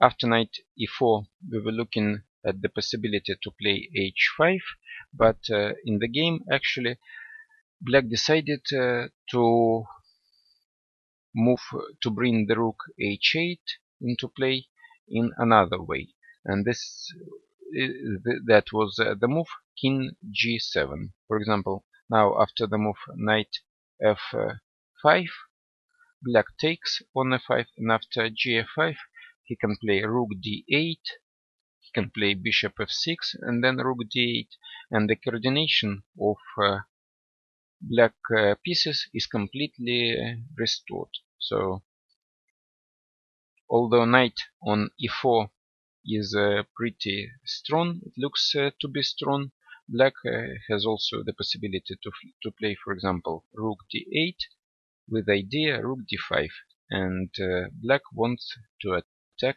this pawn on f5. So it looks like black is successfully solving all his problems in the opening in this game, and basically he does not have anything to worry about. Interesting move was played in the game Nakamura Fressinet. After rook rook h8, white played the move queen h5. Also, after the last move of black, there was an idea to exchange on d1 two times. For example, if white makes any move like a4, what was the idea of black? Rook d1, rook d1, rook d1, king d1, and now queen d6. And now this ending is equal because black has exchanged and eliminated the double pawns c. So after the move queen h5, white not only stops this idea from the black side, but also wins an important tempo, attacking the pawn h7. After the move h6, which I believe should be played here, then white can think about the normal move, like for example rook h e1, connected with the idea to play e5 at some point in order to create the passed pawn in the center. Still, the position of white is very, very pleasant here. Anish Giri in his game against Etienne Bacro is playing rather quickly. So the position is very, very complex, and there are plenty of plans, of possibilities, but he is playing very, very quickly. So on his place, I would take more time to consider different ideas and different plans. Probably for him everything is clear, and he sees no reason to deepen himself into in order to find more different ways or possibilities. So he plays now rook c2. Obviously that he wants to double the rooks on the c line in order somehow to prevent the possible move b6, b5. But I've already told you before that it is not clear whether it is very useful for black to play b6, b5, because the pawn b5 can become a target and a witness in the ending. So you must double check, double think before you play b6, b5 as black in these positions. So that was the last move played. And further, yeah, one move was played in the game Ivanchuk-Grishuk.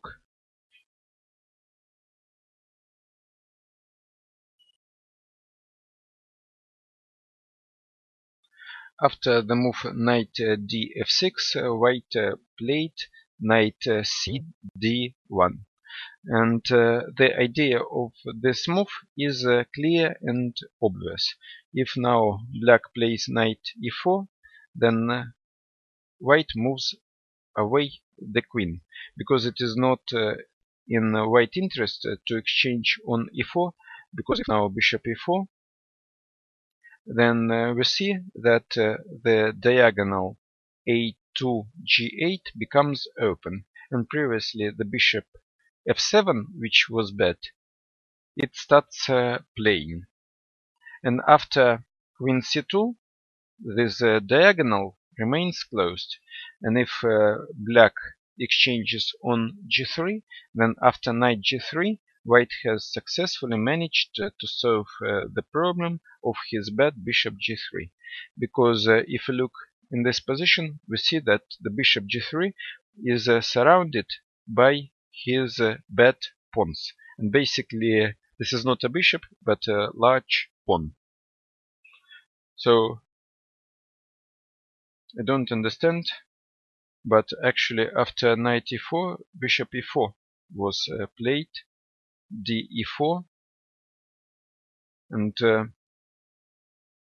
I have no words basically to say, because I don't understand why Vasily took on e4 in this position, because now the character of the game changed completely.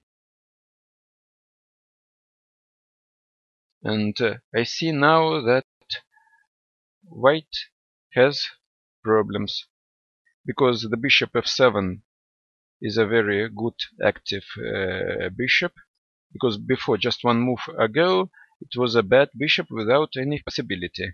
And white has given the easy play for black. And now the knight g4, knight f6, the knight can go to d5. Also black can create lot of initiative on the queen side, playing a5, b6, and trying to open the position. I think something wrong went for Vasily in this part of the game. So it is obvious that there are a couple of things that he missed in this game. Or maybe Vasily is trying to choose the same successful approach that brought him points in the previous rounds, because if you look at the games of the round 3 and 4, then in both of those games he had a difficult position after the opening, both with white color and with the black color, but actually he managed to win both of the games. So very unusual play for Vasily in this game, and frankly speaking, I don't understand a lot of things here. What is exactly going here, but from the side of the commentator it looks not right for white, what white is doing here. I see one move has been played, and this is the move a4 here. Yeah, quite logical idea after the move a4 in order to try to block the position, because after the last move of black wanted to play a5, and then the line A would be open, and after exchange on b4 the rook would come into play rook a2. But now after the move a5, b5 is possible, and then some kind of complications. And also I'm not sure what will be happening after this move. b5, cb5, ab5, and now the move a4. And now we see that black has got a very strong passed pawn a. Now black wants to play a3, a2, and the queen from d8 is ready to go to a5. Also, it is pretty difficult for white to develop the knight to c3, because then bishop c4, bishop d3 will come into play. And at the same time, knight f6 is going to d5. Also, after the move a4, there is another good move for black, is the move b6, connected with the idea to play a5 and to try to open the position.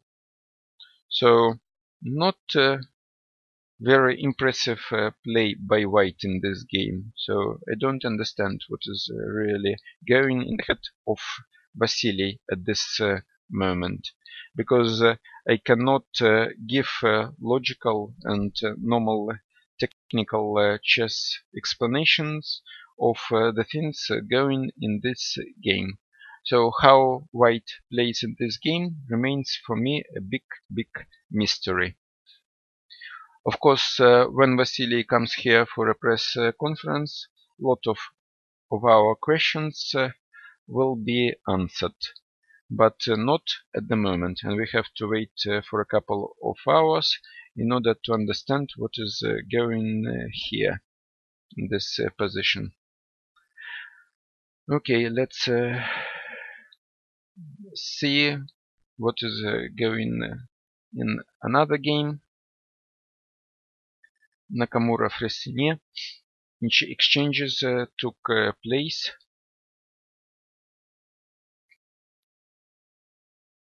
So loading the game. After rook h d8, queen h5, h6 was played. Now queen g4. Instead of my suggestion to play rook h e1 with the idea e5, queen e7, and now exchange on d6. I don't entirely understand this idea of black, because now black can take on d6 with a pawn, and then white has not as big advantage as I was telling you, because black no longer has this double c pawns. Nevertheless, white still keeps the advantage in this position, because he has the space advantage in the center. But I believe that after the move c d6, black does not have real danger in his position anymore. Exchanges took place in the game Gelfand van Gouw. Rook a8 took place as was expected, and now rook a8.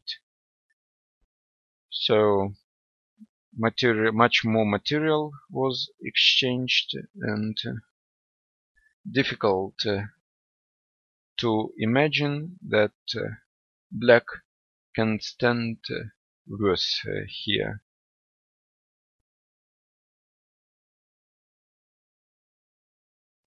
couple of games took place in the game Giri-Bakro. After move rook c2, g5 was played by black, and now knight e2. So black was threatening to take on f4, e4, and activate the knight by means of knight c6, d4.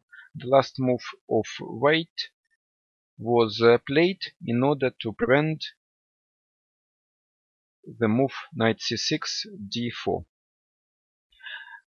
The move like g5 is a rather weakening move in the position, because it gives white an additional possibility to play on the king side by the move knight e2 to g3 and then to f5 at some point.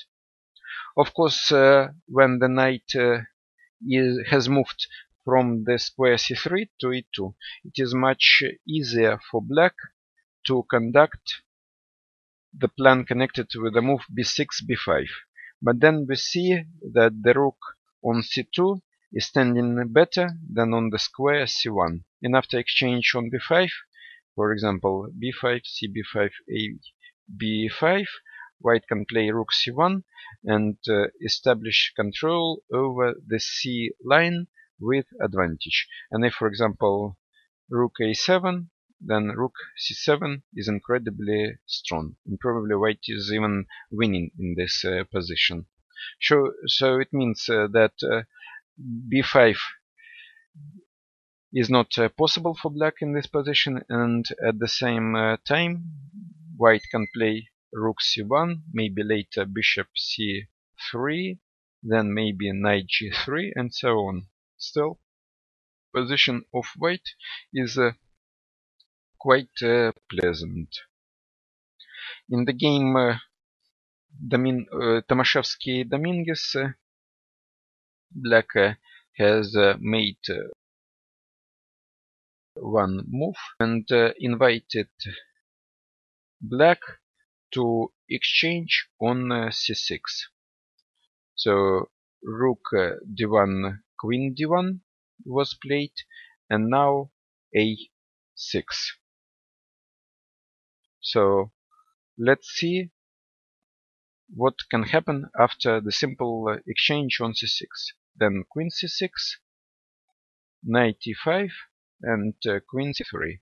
And then white does not have anything better than play queen d8, king h7, queen d3 check, queen d3, knight d3 with an equal ending. If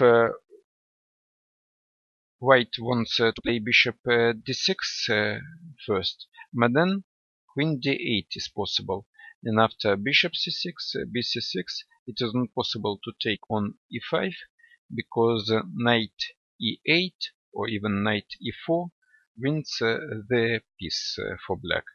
So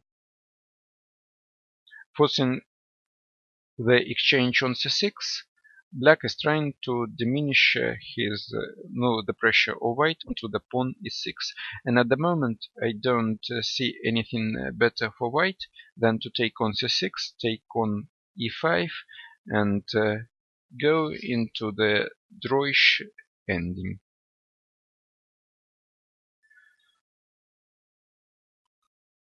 One more move was played in the game Nakamura-Fressinet, and after exchange on d6, rook has just moved to d1. White is still slightly better, but of course nothing wrong, and with the correct play, now it is obvious that black can equalize. Even the direct move as d5 here possible, for example e d5, knight d5, knight d5, rook d5, rook d5, and now c d5. So this queen's ending should be a draw. after d5 it is even interesting to... No, basically there are no other options available besides the check on e3 and so on. But so I believe that this continuation that I showed to you is will lead to a draw.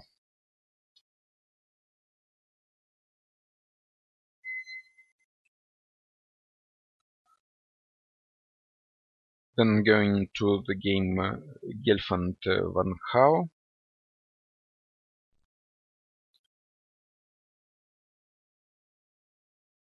Bishop e4, d4 was played, knight d4, bishop c8, rook c1, and now g5.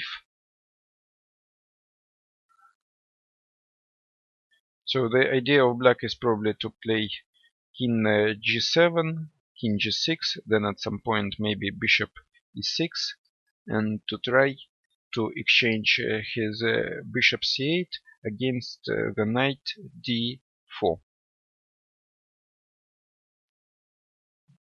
White maybe can try to put some pressure on black playing rook c7, but it should not be really dangerous for black because the material left on board is very small. Maybe it is possible for black to play h5, h4 in order to try to win more space on the king side and also to move away the pawn from h7, and later maybe black can play bishop e6. So basically this position is a draw.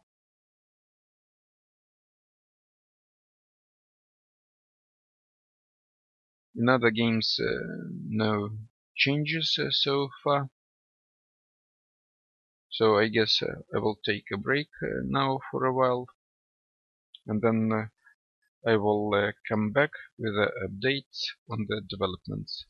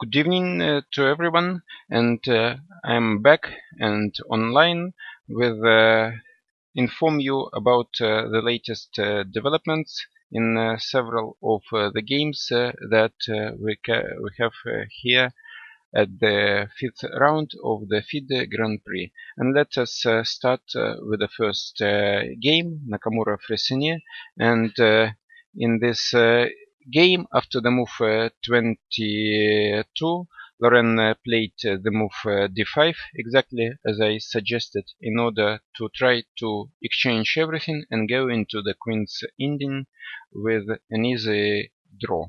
And this move has been played. So the next game is Gelfand Van Hao. After the move g5,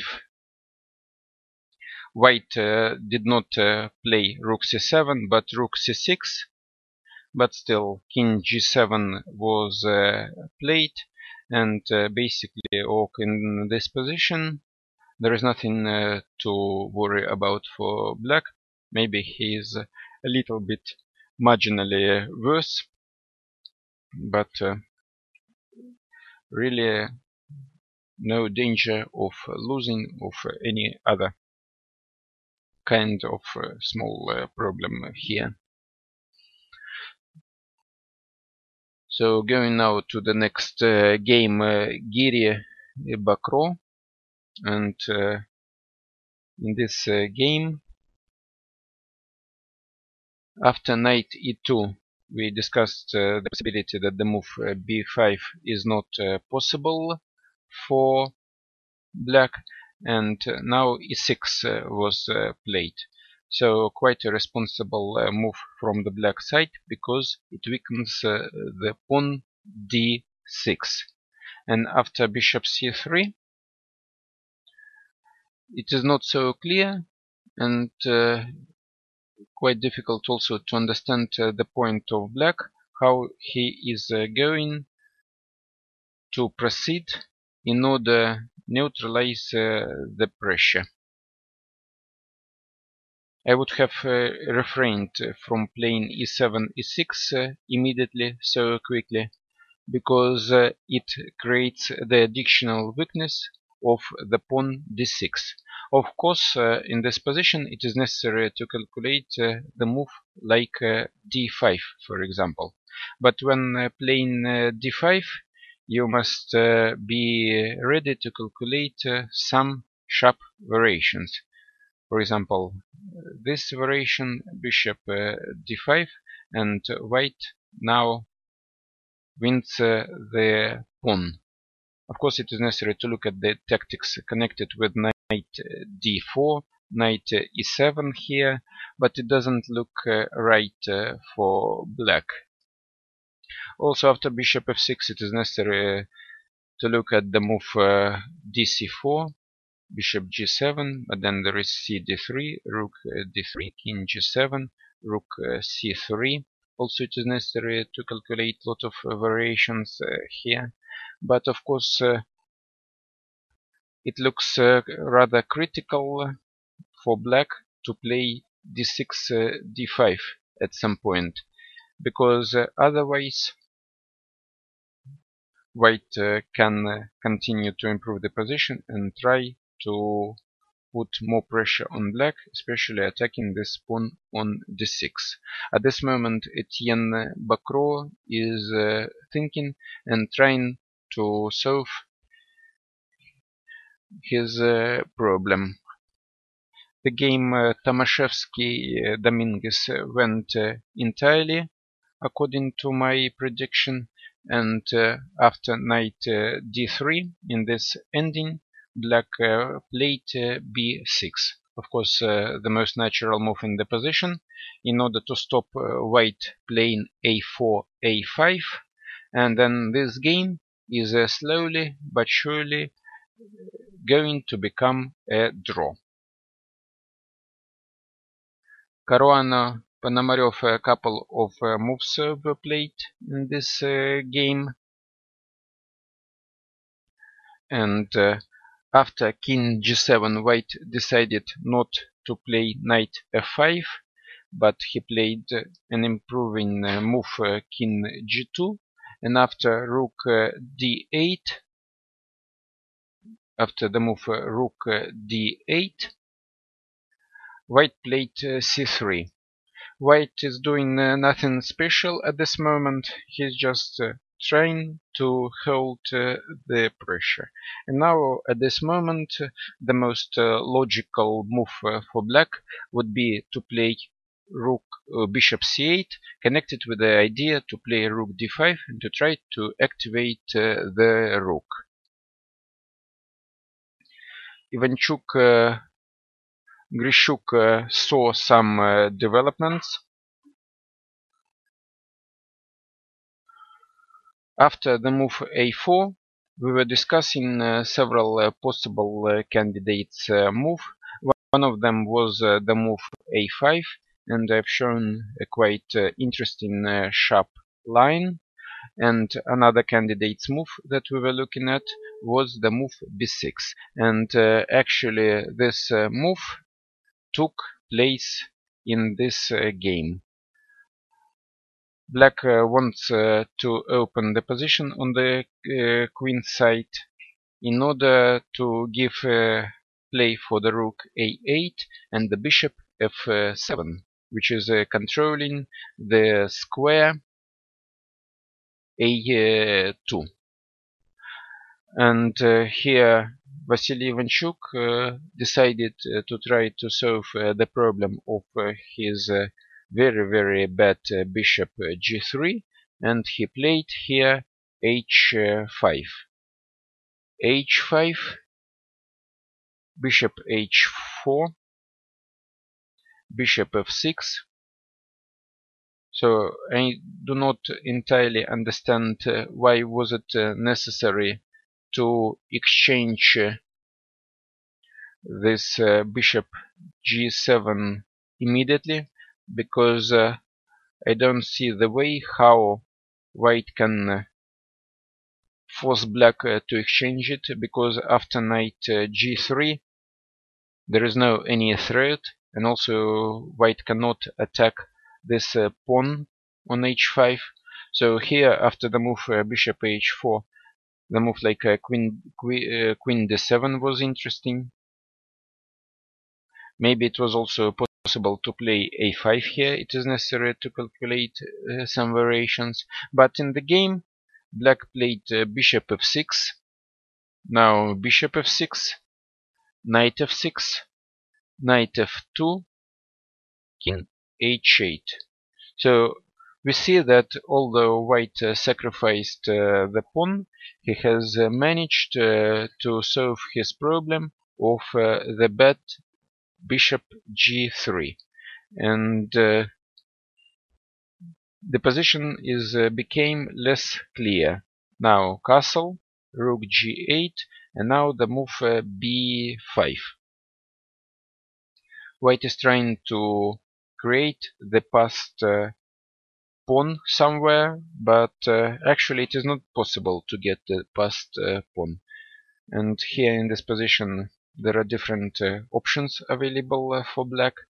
One of them, of course, is a simple move cb5, ab5, and now bc5, rook c5.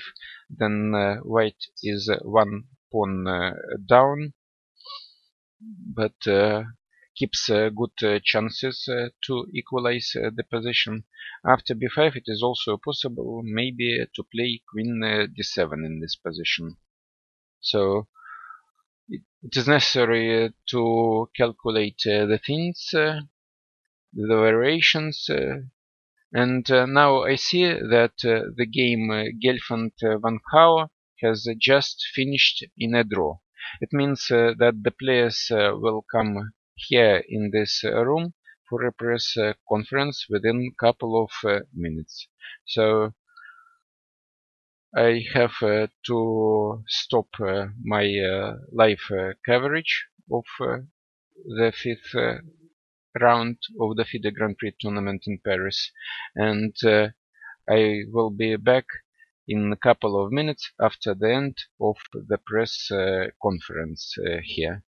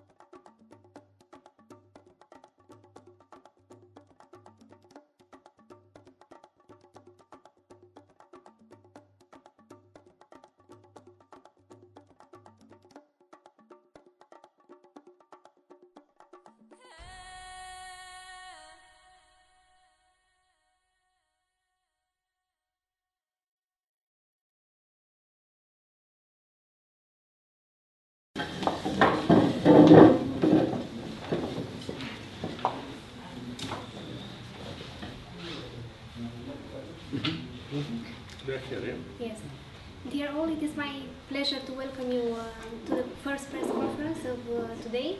After the free day of yesterday, the first round finished peacefully between Boris Gelfand and Van Howell.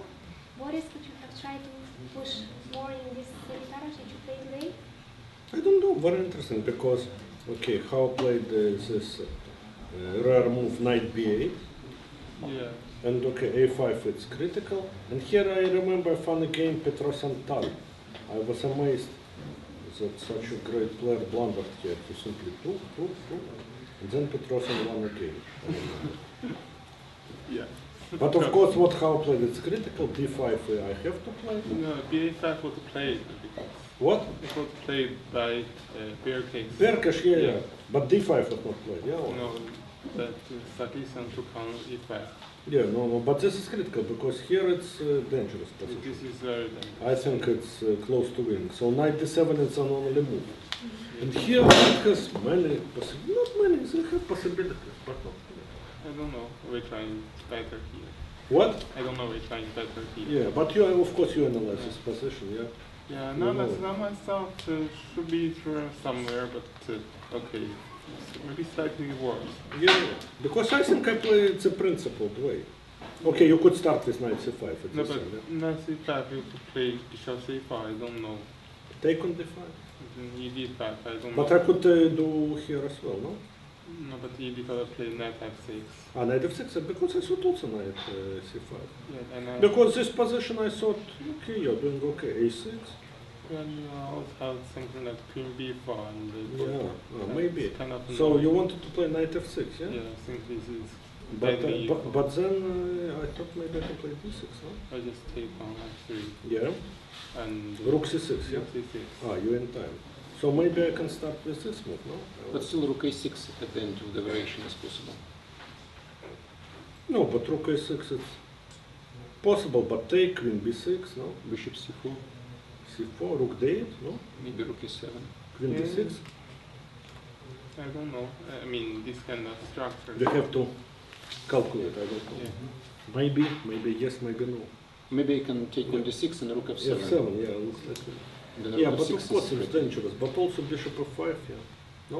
Bishop 5, I was going to play something. Maybe rook b8 or something. Yeah, but no. Why rook, no? But okay, the bishop 5 is not a great Yeah. move that I have. Yeah, g6, yeah. So this is critical, right? Rook c6 is not possible here, I think, or it's possible.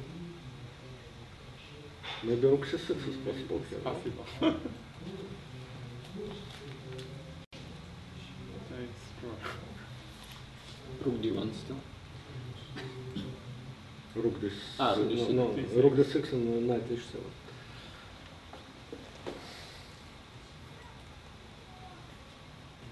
But this is Yeah, it's a draw then.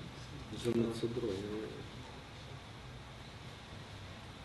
Because here it's like, oh, it's I would be better or not, but here I thought I would have could hope for long-term advantage, but maybe rook a1 was more precise. oh, some situation it's already close to e5. Here I was planning to go d4. d4, yeah. And here I had two options. Rook b1, you play queen c6, right? Yeah, Yeah. definitely. And it's okay, bishop b5, queen g6, right? Yes. Yeah. Yeah, So I was Probably thinking, no. I was thinking about two. One to split, I thought is to take. yeah, and I was thinking about the rooks. I Which don't one? know. I don't know which one. I didn't think it carefully. I thought it should be someone. Okay, rook stay b8. Yeah, rook b1. Or maybe rook b1. Can I play rook b1? But I don't know what happens after queen h6. Queen h6, I think maybe it's unpleasant, no? Rook b1. Or you think but rook yeah. g8 here, yeah? Rook g8 g3. Looks like trash, but you can try some. Yeah, I think it's quite a better, no? Yeah. So Because also your pieces are poorly coordinated.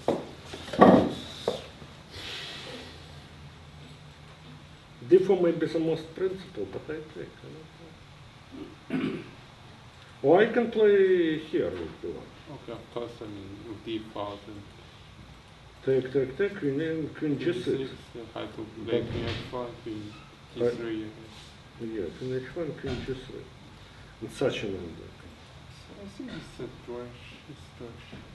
Or I just play, I mean, I don't have to exchange the queens, just play queen F5 and wait. Oh, you can wait. Yeah, with queens maybe it's good for you to keep queens. Yeah, knight e6, your piece gets comfortable. Yeah. So maybe it's better for me to play rook a b1. Yeah. No, no, happen. Queen e7. Queen a7? Maybe queen c7. c7 I can simply maybe go to f1, no? Oh, yeah. And queen a7? Oh, a lot of tactical options. As the worst I would go now. So queen is worst placed. But you can play maybe rook b4 to protect it. Yeah, but also this move, if you take with queen on a7, I'll be clearly better. Because your piece would be so discoordinated. This is slightly worse. Well, maybe it is better like in the game, knight e4 after rook a1. Yeah, but then it's a bit different because here I can take with a rook. Yes. Yeah, but after rook a1, I was also considering something. Maybe rook c3 then. Rook c3, no, it's I not would working. take... On h7 is hanging. Yeah. Then simple, maybe rook e8 here. Yeah, I thought about it. Yeah. But knight d4 maybe, no?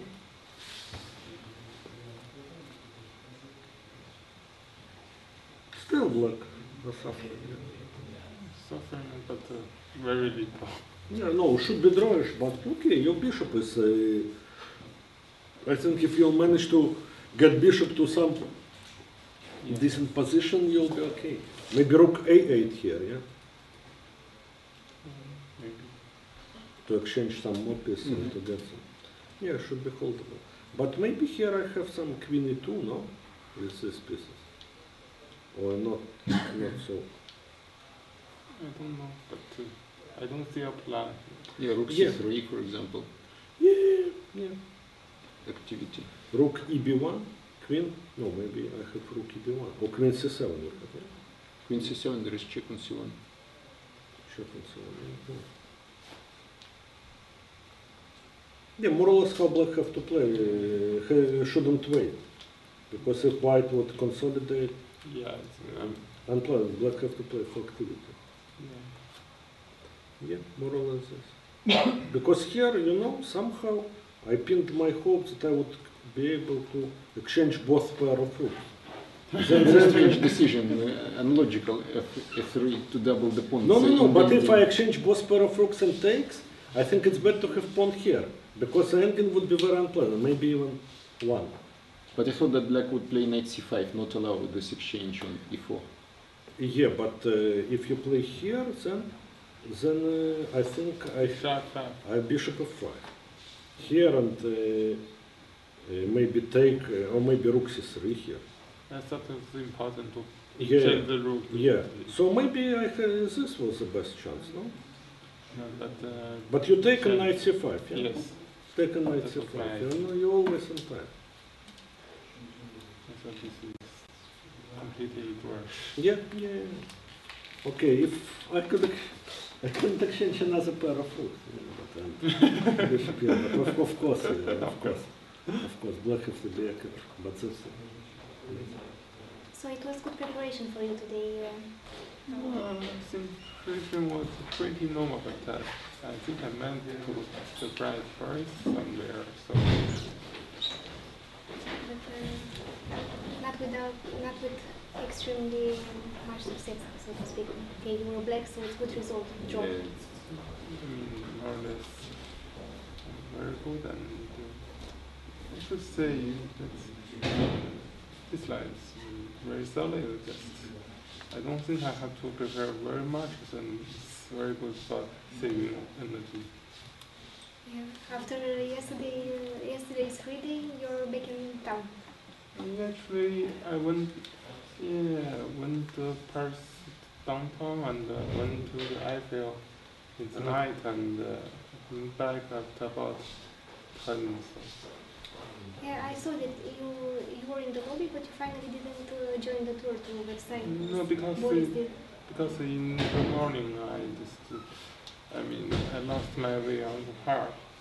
I mean, in the park I simply lost my way, and I walked about 2.5 hours. So Where, in Versailles Park, yeah? yeah, I lost my way. Ah, so actually you were there. Yeah, I was there. But you, yeah. I was there. Pity, we have seen the palace, but we haven't seen the gardens, you know, so... No, but I had seen gardens a couple of times already. It was not the first time yesterday that you went to Versailles, Boris. No, I went to gardens, not to palace. Because to gardens there are no queue, Yeah. no tourists, there are, okay, fantastic, very beautiful, big space. So it's, if maybe even now, if I'll be in time, I'll go to gardens because they're so beautiful. Yeah, Yeah, exactly. But the tour yesterday with the guide was also excellent. yeah, it was very memorable. We learned a lot about nobility Yeah, in France. in France, yeah. No.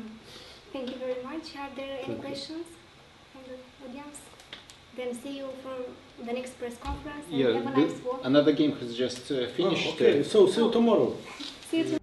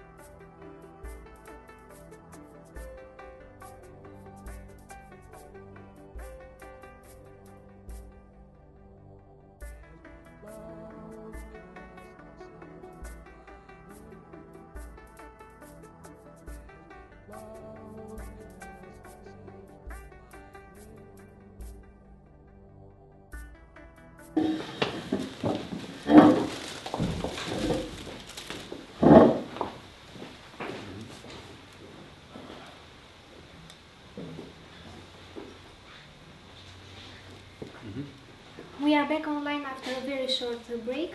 The second game of today ended in a draw between Hikaru Nakamura and Laurent Fressinet. Hikaru, how was today's game? Okay. I mean, obviously Berlin's very solid choice. I didn't feel like playing the end game. Okay. I mean, I think I saw this game, Morzevich, Caruana, and I thought it looked like something, but I think that game went Queen E7, Knight C3, and okay. Even that was nothing special, of course, but still. Okay, F6. Yeah, I mean, it looks a bit strange, but it's seemingly very, very solid for black. I mean, optically it looks like I should get in D4 and be better, but I mean, it's just very difficult. Yeah, of course, I couldn't remember anything because, you know, people, they go like sometimes here, I mean, against me, I think all the moves are like Knight BD2, Bishop E3, Castle, all. You know, it's all different variation, but it's difficult to remember exactly. So I don't know if Bishop E6 is, of course, Knight D7 is also possible. So I was trying to remember, but yeah, without any success, of course. And I think it was, yeah, this is maybe a critical moment. And maybe you said short castle, huh? Yeah, maybe I should castle first, so as to stop the castles, because if no, it's my move. Okay. No, yeah, here castles. Yeah, the point here is that if before doesn't work because of, I can play E7, the Knight A4 is good. Just takes, and I win a point. So now we have to play. So maybe castle, yeah, was critical move. I cannot go long castle because of B4. So probably short castle. No, actually, no. You know what I was worried about was not castles. I thought on castles you could maybe just go Bishop F7 even. And put the knight on E6, yeah? Yeah, to put the knight on E6. Am I in time or not? I don't think I'm in time here. Takes? Well, this was a little loose, maybe. Can you... I don't think I can take the pawn. Ah, maybe I can take, yeah? With the queen? And then Yeah, no maybe you castle, can yeah? take, yes. Uh-huh. Like this, yeah? D1 and castles. Yeah, it looks a bit... C5. Ah, knight f3, yeah? Which is quite a bad news. E4, d1, rook e1. Ah, yes. Maybe bishop g6 and then c5. Bishop g6. Yeah, sorry. Ah, yeah, no, black's running fine. And then check on bishop c2. Yes. Oh, I don't need bishop c2. I just can wait that he will never develop. Yeah. Yeah, so this is good for black. This should be very good for black. So here, yeah, was a critical moment. I think they decided. No, but I mean, okay, after castles, I can still castle short, though. This is the last point where I maybe can claim something. Castles, king b8, Yeah. and b4. Knight d7. b5, c5, and how do I don't know how you attack it. Yeah, okay, I thought maybe something like rook fb1, maybe? I just want to go knight a4, knight c5, but even this feels very, no, g5, knight d2.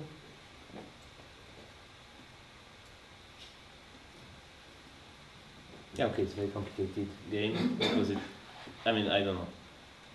No, but the problem is I'm here, not I still didn't see much. Okay, if you go queen d6, or I don't know, queen d6 or h5 doesn't even matter. Yeah, I will do h5, knight a4. But still, I don't know how.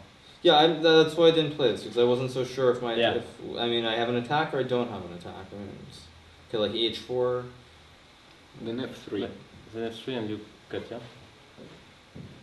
For some reason, okay, so maybe. No, maybe I can go, yeah, queen d6, yeah. g4 I think immediately is necessary, otherwise it's difficult to open the position. But on the g4, king side. G4, h4. No, before knight is going to d2. No, but you don't Okay, have the chance.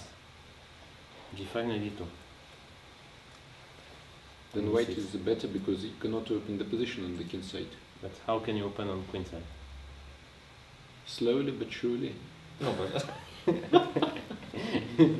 Show us. no, but I mean, how? It's Maybe a knight e2 first, just to protect against queen d4. yeah, okay, but I mean, what's the point of knight d2? H5. Yeah, but maybe it's. No. No, in fact, now you might be able to go knight g6 f4 even with the knight on e2. Maybe knight f8, huh? Yeah, now I'm not so sure. Knight e2 feels much too passive. No, I think if I'm trying to claim anything, I have to go knight a4, knight c5. Yeah. I mean, I think you're right. but still, knight a4. I mean, I still don't see. I mean, okay, like h5. Yeah, and then just. Yeah, knight c5, but then you can I know. take and go queen d4. Yeah. I mean, it's. No, it should be fine, yeah, it's just a Yeah. game, but. Yeah, I mean, okay, it's yeah.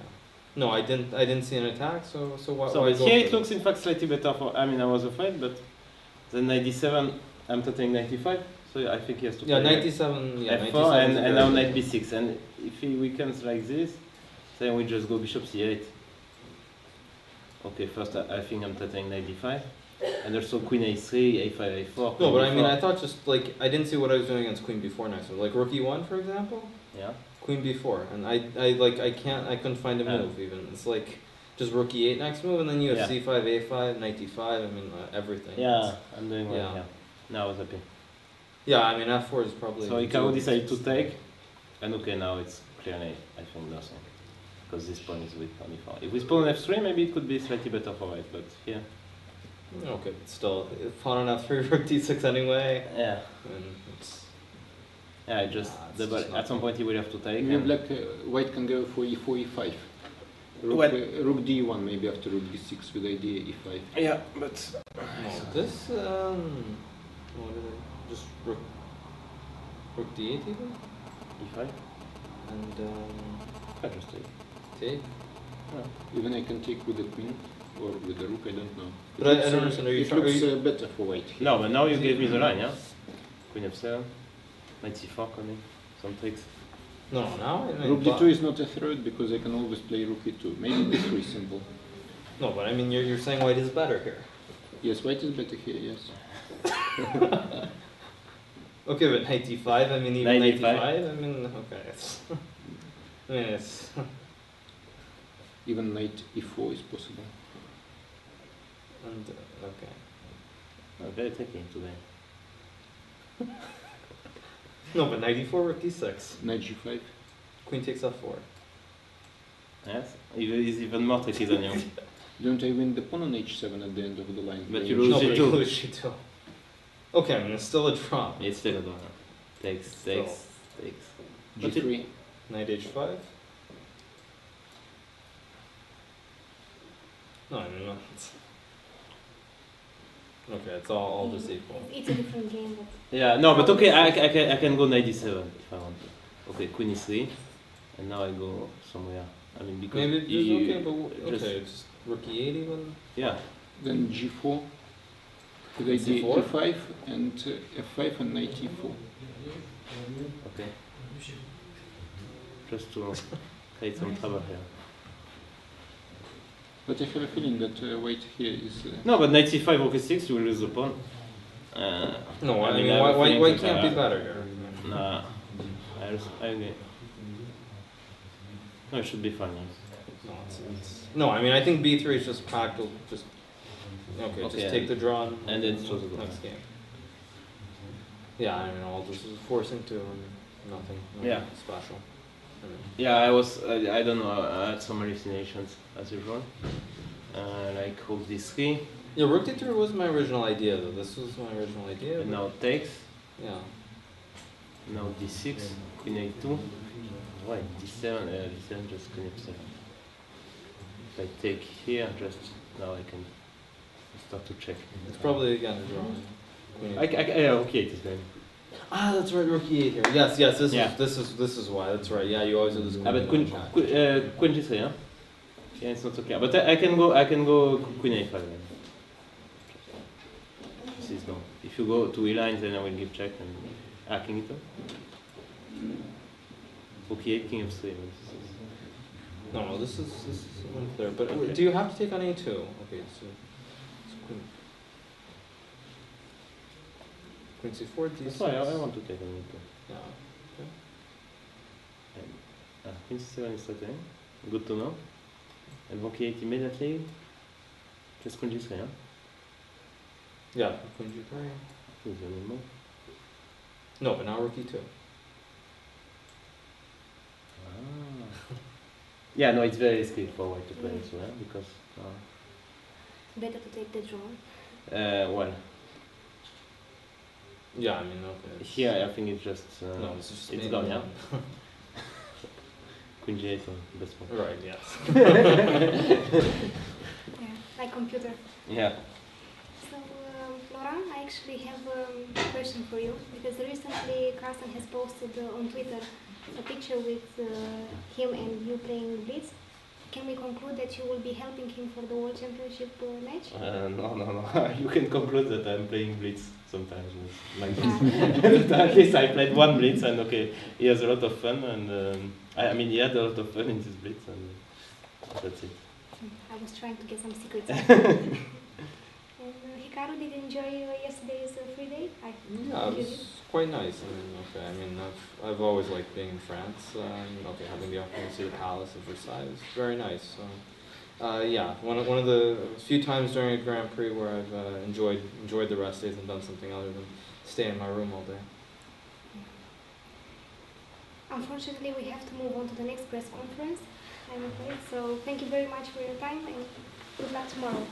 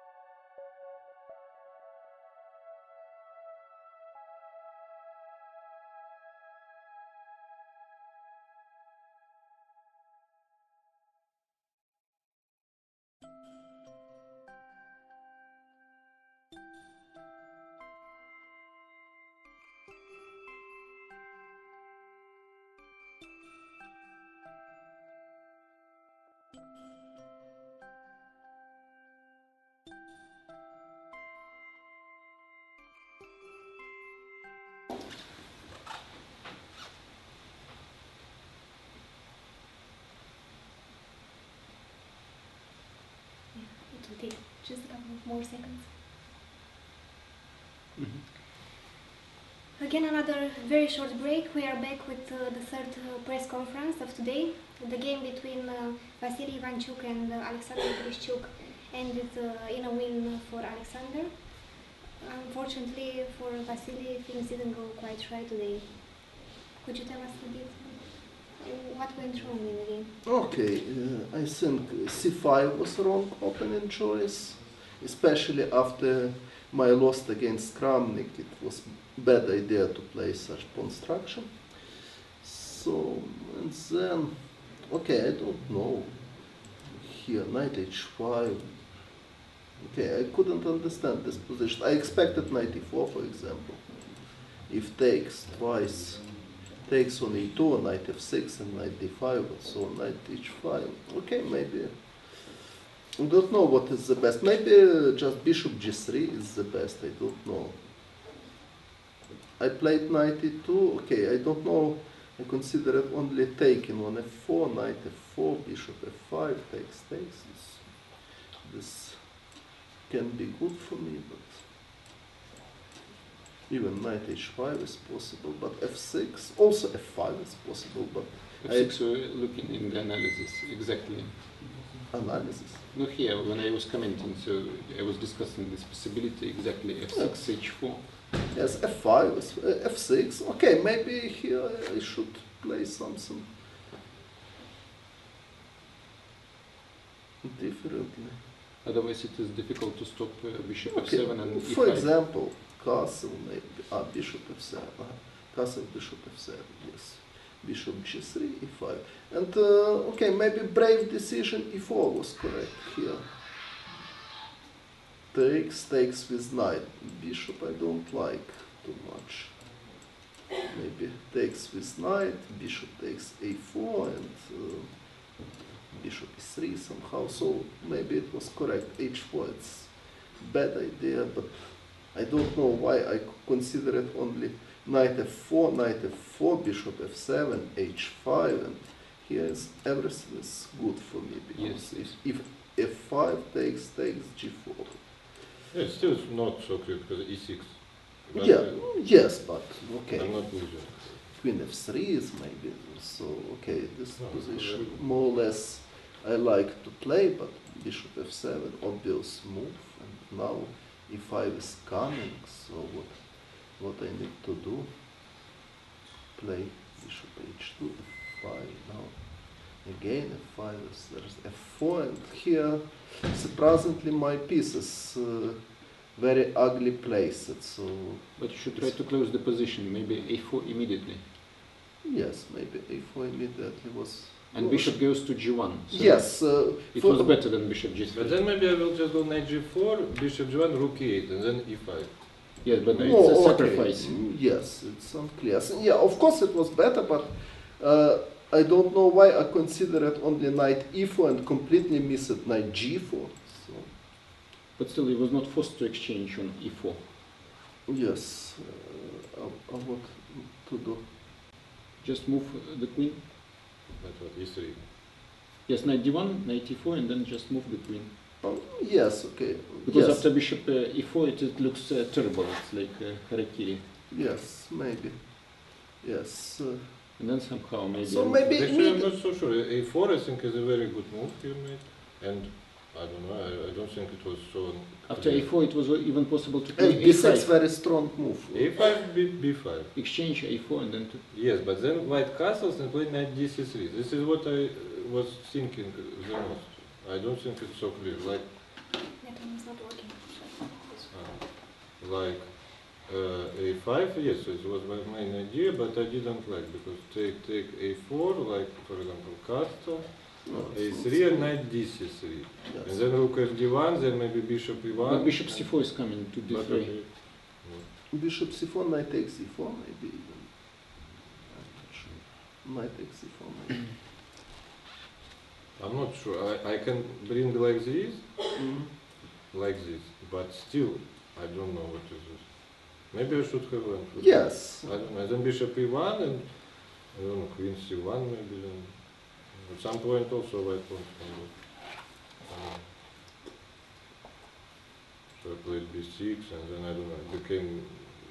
Yes, like b6 how? very strong move, especially in psychological reason, because I have not played. So I could also play b5, but then maybe you just go a5 and try to close everything. yes, I try dubious pawn sacrifice, and I don't know why I resigned here. So okay, it should be lost, but it was last chance. If bishop did g2, knight b5. Okay, rook g2 probably, king h1, rook g8, king h2. Okay, it should be lost, of course. But maybe I have knight g4. Ah, then queen d4 check. Yes, maybe bishop d3, something like this. Okay, it should be losing for me, but okay. Better not to give up, to fight until the end is always. Yes. It's never, it's too late resigns. So I completed. Yeah, it's simply bad day today. Yes, but okay, c5 was very bad choice. Okay, so I think But it looks yes. natural if you can finish the development and block the center. Yes, then you will be yes, standing but better. okay, it's after game against Kramnik, it's impossible to play such structure. Alexander, for you it was a good day after the free No, I day? mean I won it. Did it appear on the board what you have prepared? Or not No, but really? c5 is a very rare move. It was played in the game, I think, Van View Carlson, and then almost no one really repeated it. But I think it's, I mean, if white doesn't play c5, it's like some forced draws. So, and after c5, a very interesting position. And then I was better, but I'm not sure I played it in a correct way. I think the position got very unclear at some point. And then Vasily blundered with bishop c4, bishop f1. So that was the moment when you felt that the point is going to get into your pocket. No, I mean after bishop c4 and probably Bishop winning. d3 Yes. is the simplest way to block. If rook c6, queen a5, and queen e1 is coming. It should be losing, of course, but okay, it's still games.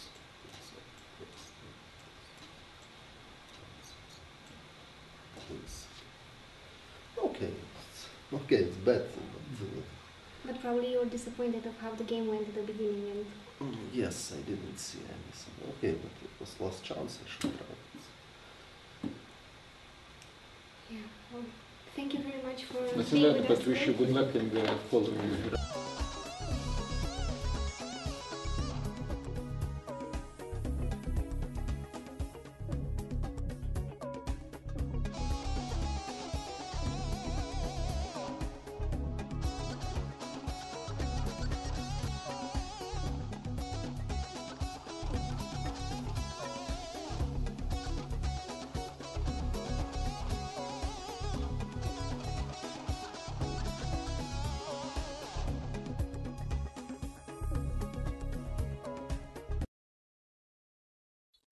After 3 press conferences in a row, it is time now to reflect and look at the 3 remaining games in this tournament, because now it is the time before the time control, and these games have to start to develop quickly. So let us look with the first remaining game, and this is the game Giri Bakro. What is going there? We have left in the position after the move bishop c3, and then we were discussing the possibility to open the center, and we looked mainly at the move d5. But in the game, black chose another way to open the center, and he played b5. And after the move b5, white played the move knight b2. I don't like this move, knight b2. It doesn't look right in this position. If I would be a white player, then I would look at the possibilities to take on b5, then maybe rook c1, and to try to use the open line c. In any case, if white is forced to play knight b2, then it doesn't look right. Maybe it is also possible to play, and of course white players Anish was taking his time in order to try to evaluate everything. But let's look at what went further. And now the second typical breakthrough in the center. So white has managed, black has managed not only to attack the center once, but also twice. And now we see some kind of complications on board. And the game takes a very, very sharp character. F g5, Hg5, now the move rook f1, bishop c4. I see now that black sacrifices the material, but of course not for nothing. He has definitely something in mind.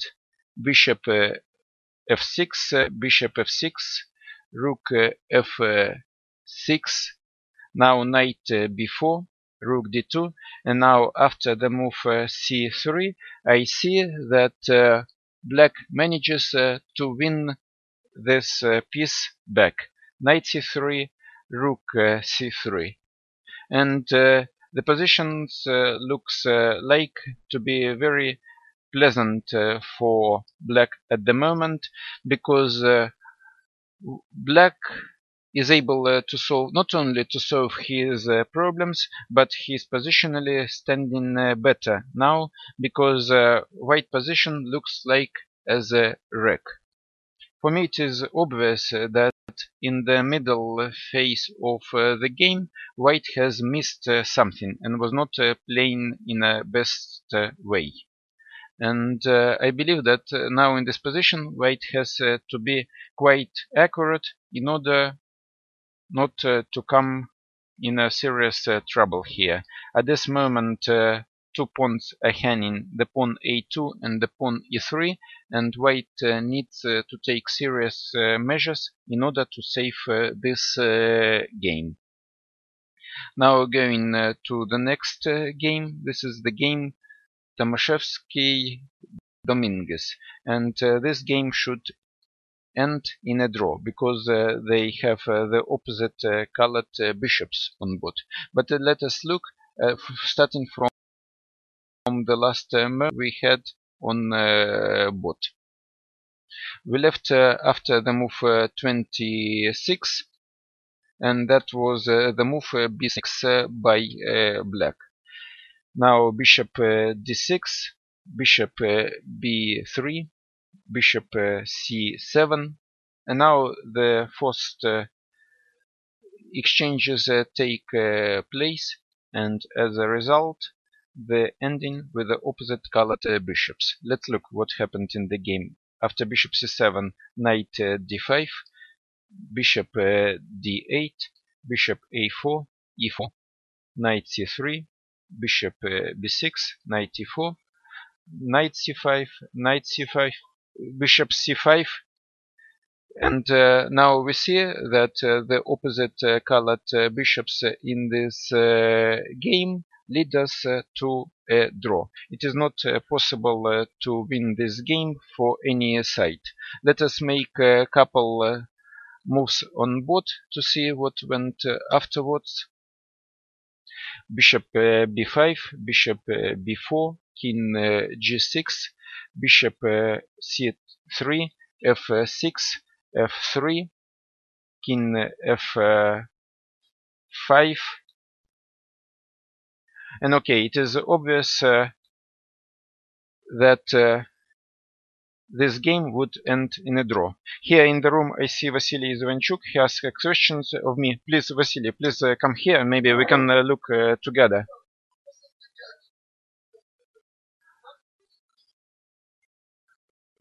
Okay, now I'm going to switch the position to the move which? Okay, so just okay, I have now to. I don't have immediate access to this game. Just a moment. Just a moment. I have to switch to the press conference now mode. And now I'm going to sit to the computer, and now we're going to discuss what happened in the last game. So, yes, number 32, D5. Yes, D5.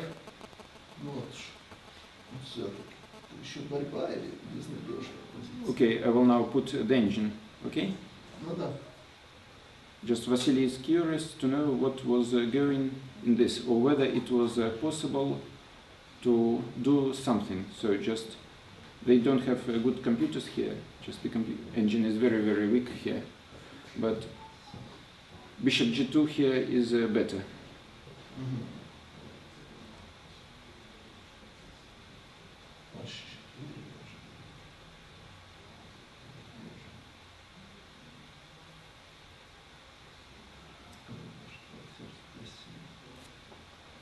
Vasily, maybe we sit better on my computer. Is it possible to do it switch? Can you sit here, please? Because this is not the computer for the analysis, I was told. I'm sorry. So, yeah, please sit here. Yes, so this position. So b4, cb5, what was in the game? a5, b5, rook c8, b6. Нет, cb я побил сначала. cb, ферзь b6, опять. Queen b6. Опять ферзь b7. Взял, ладья c1. Rook c6, queen c6, rook c1, queen a6. Rook c5, bishop c4, c3, and bishop f1. Тут я сдался. And here, d5. yes, and now we're going to look what is going after the move d5 here. Okay, maybe they have some kind of engine. Yes, it is better. Yeah, the position is helpless for white here. So, rook g2 is the stronger move. Okay, rook g2, king h1, and now rook g8. King h2, only move. Yes, king h2, and logical idea, queen d6. Okay, rook c6, doesn't look so. Queen d7. King d7. Okay, but yeah, queen d4 looks. Takes rook f2 maybe. Then rook g2, rook f2, yes. So. Also king g1, okay, it still fights. So. Yes, of course, especially if you take into account the time troubles of Grishuk, and he has living too little time in every game. Yes, for example, queen d4 also. Queen d4, rook g2, king h1, king h1, rook f2, king g1, king g1, rook f3. Rook f3, and now yes, rook f3. Queen c5. Okay, rook f3. But maybe it is not queen c5, then idea rook f6 and rook c8 and rook c7, rook e7. So still there are some kind of tricks. Yes, so okay. Of course it's losing, but Knight g4, but it is not very obvious that even rook c8, rook c7 with idea rook e7 check, black needs... Okay, bishop h3, okay, so yes. rook c7, yeah, yes, but okay, it was my last chance, I should try it. Yeah, there were so many cases in chess that even absolutely winning the positions were spoiled in time trouble, so... And what do you think about this game, Giri? Against, because he misplayed completely at some point probably, and then this position. This position? Yeah, will he save it? Of course, it is obvious that white has serious problems here because the material is equal and the position is wreck with a lot of weaknesses. A2, E3. Yes, it should be. Yes, probably should be winning for black, and also considering the amount of time left, because Anish has 3 minutes left until the end of the game, and Etienne has 15 minutes. And then, so probably it will be the second decisive game of this round, because in the game Caruana Ponomarev, what do we have? After C3. Black to move? No, it was long time ago, and here there is some kind of problem on the side. It is not refreshing. You have to refresh the text of the game. So let's see what is going there. Caruana Ponomarev. A lot of games were played. A lot of moves were played. So after C3, H5 was played. I was thinking about the move bishop c8 with the idea rook d5 in order to free the rook, but he played h5, f3, Bishop c8, maybe knight g3 was problem. and now the same idea, bishop c8 in order to free this rook. Yes, but because now after knight g3 he can take an h4. Yes, probably maybe this was the reason I was not looking so deeply in this game. Now knight f5, bishop f5, g5, rook d5, and it looks like black is winning this pawn on f5, but in turn white gets the possibility to play rook d1 and rook d7. So some kind of complications. Now rook d1. Is it game? Yeah, it was the game. Rook a5, rook d7, bishop f6. Now knight f6. It is also interesting to play knight d6. Rook e2. Then knight e8 and rook d6 with the idea, but so knight d6, bishop b2 knight. yes, maybe bishop b2, but then rook f7, rook b7 check. So e2. yes, it's quite complicated. So in the game, white chose the safe way to play knight f6, king f6, and now white is one pawn down and standing slightly worse. So the question is, of course, if he will be able to save this position a3. Because now rook e5, rook b7, rook e2, this rook is active. The king can also try to go. Rook e5, also king f2.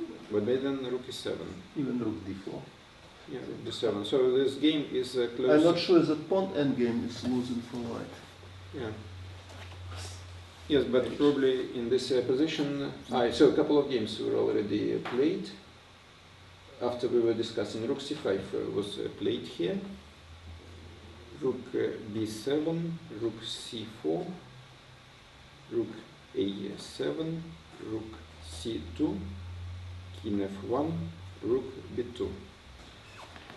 It looks like white has problems in this position. I need to be careful in order not to lose. Maybe probably the best way is to cut off the king, play rook a4, attack the pawn on h4, then to play rook c4 and put pawn on a4, and then to try to keep the balance. And then it should be a draw, but still white is struggling a little bit to make a draw in this position. So it means clear that somewhere in the middle game white probably was too optimistic about his chances, because we were looking in the variations when it was possible to make an easy draw, playing knight f5 earlier, then f6, king f6, rook e4 and rook h4 with a complete draw. So I believe somewhere in this position white overestimated his chances, but yes, that should be drawn. Maybe even rook e5 first, if rook b5, rook e4 now. Yes, of course, the material is too limited, the pawns are damaged, so the only problem for white is that he should not allow the march of the king to f4 in g3, because in the rook endings the activity of the king is very, very important, so it is necessary to keep this in mind. and to prevent black king from going to f4. And that's why it looks wise to put... Oh, in the game it was played a4. I didn't expect this move. Maybe it is also possible. Yes, sure. But then maybe I can play king g6, then maybe f5, king g5 and king f4. Is there a possibility for me to hide behind this pawn? After f5 I will play f4 myself. So Yeah.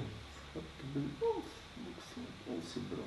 Yes, looks a draw as well. And Yes, but of course white need to be precise. and also white has much less time, only 2 minutes left for the 5 remaining moves. And Ruslan has much more time, so maybe he can come with any idea. Maybe it is possible to play king e6, f5, and then king d5, king c5 to try to hide the king behind the c pawn, and then to win the pawn a back and try to push this c pawn further. So definitely black has some winning chances in this position, and white must be careful.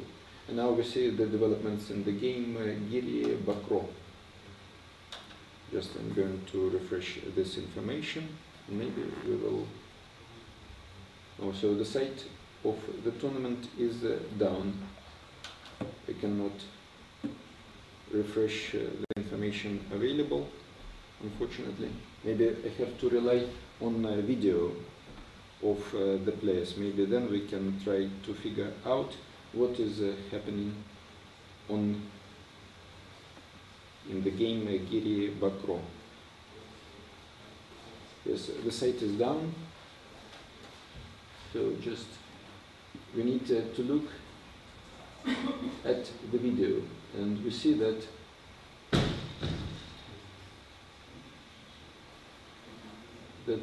Anish is thinking, and then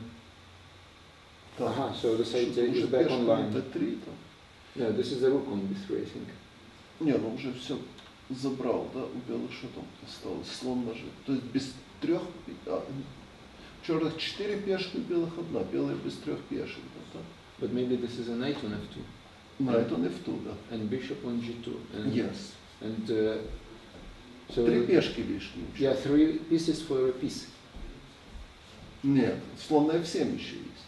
This is bishop on f7, not a pawn. Что есть 3 лишние пешки у черных. Ну, хочет забрать, правда, на h4. This is a bishop on f7, not a pawn. Yes. 3, ну, какие-то там, правда. Still, the site is not being updated. Probably too much traffic, too many requests from the visitors who they cannot update the information. So just we have to wait a little bit until the traffic is becoming less. Okay, now it is back Так, online. машина будет какая-то?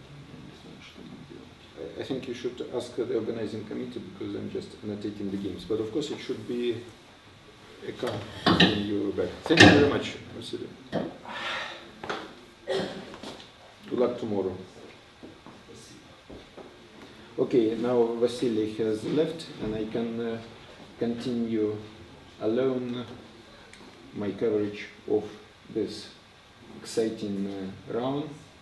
So now, what do we have? So the video has been loaded, and now I have tried to enter the games that were played since move 30 and tell you about the developments of this round. Knight d1 it was played after the move rook c3. After knight d1, black played rook c1, king h2, and now I see that black has won the pawn. Knight f2, knight c3, and now the desperate attempt of white to try to create some kind of counterplay. h4, gh4, g5, rook b3. We see that white is giving up all the material available in order to complicate the matters. g6, king g7, gf7, bishop f7.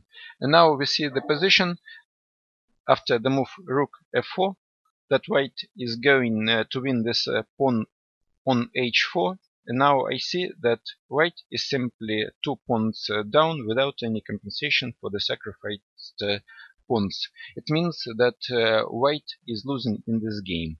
And when I was annotating this game, for me it was clear that Anish misplayed his position again, because he was taking important strategical decisions very quickly, and he went wrong at some point. Also, his play was not very impressive, and as a result, he lost. Now I see that the game Tomaszewski-Dominguez ended in a draw, as was predicted. Actually, it was clear already after the move 25, but it took another 30 moves for the players to make a draw, and they are already in the press studio, so just I'm waiting for the press officer now in order to start the press conference soon. Meanwhile, she is preparing the boards for the players and the hall. I can inform you that one more move was played in the game Giri Bakro. The last move was bishop g6. Actually, it does not change the outcome of the game. Couple of moves were played in the game Caruana Pономарев.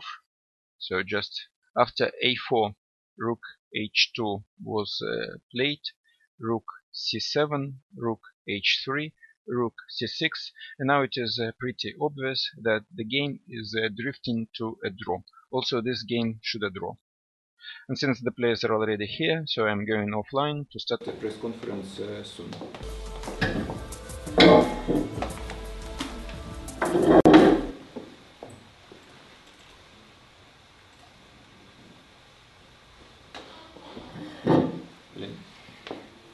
Welcome everybody for the next press conference.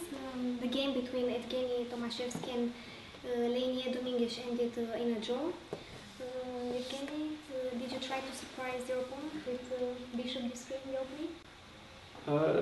Yes, it was my intention during the preparation, but probably I underestimated black's resources in this kind of position.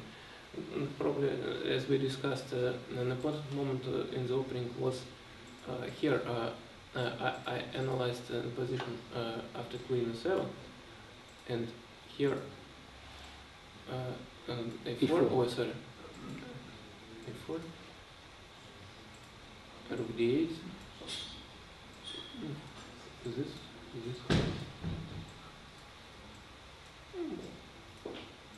Probably white has a slight advantage, but I think black also has holdable position. But I think it was better for me than what I played in the game. So I could play something like that here, bishop e2. But I also worried about something like these variations, and I was thinking that rook d1 is in my favor, but when this position has arisen, I suddenly realized that I have no real threats, and probably black is okay here, and probably queen d5 is also very interesting move order. And after that I played bishop b5, bishop e6. Bishop g4 was not possible. Also But I was possible. not sure if I want to take on f3. Here I can simply play h3 and well, no, probably it's principal continuation, something like that, with idea if bishop c4, e4. But if I stable this position, I think white should be better. Probably black can create some counterplay. Yeah, bishop g4 is also possible. Bishop e6 is very safe, yeah.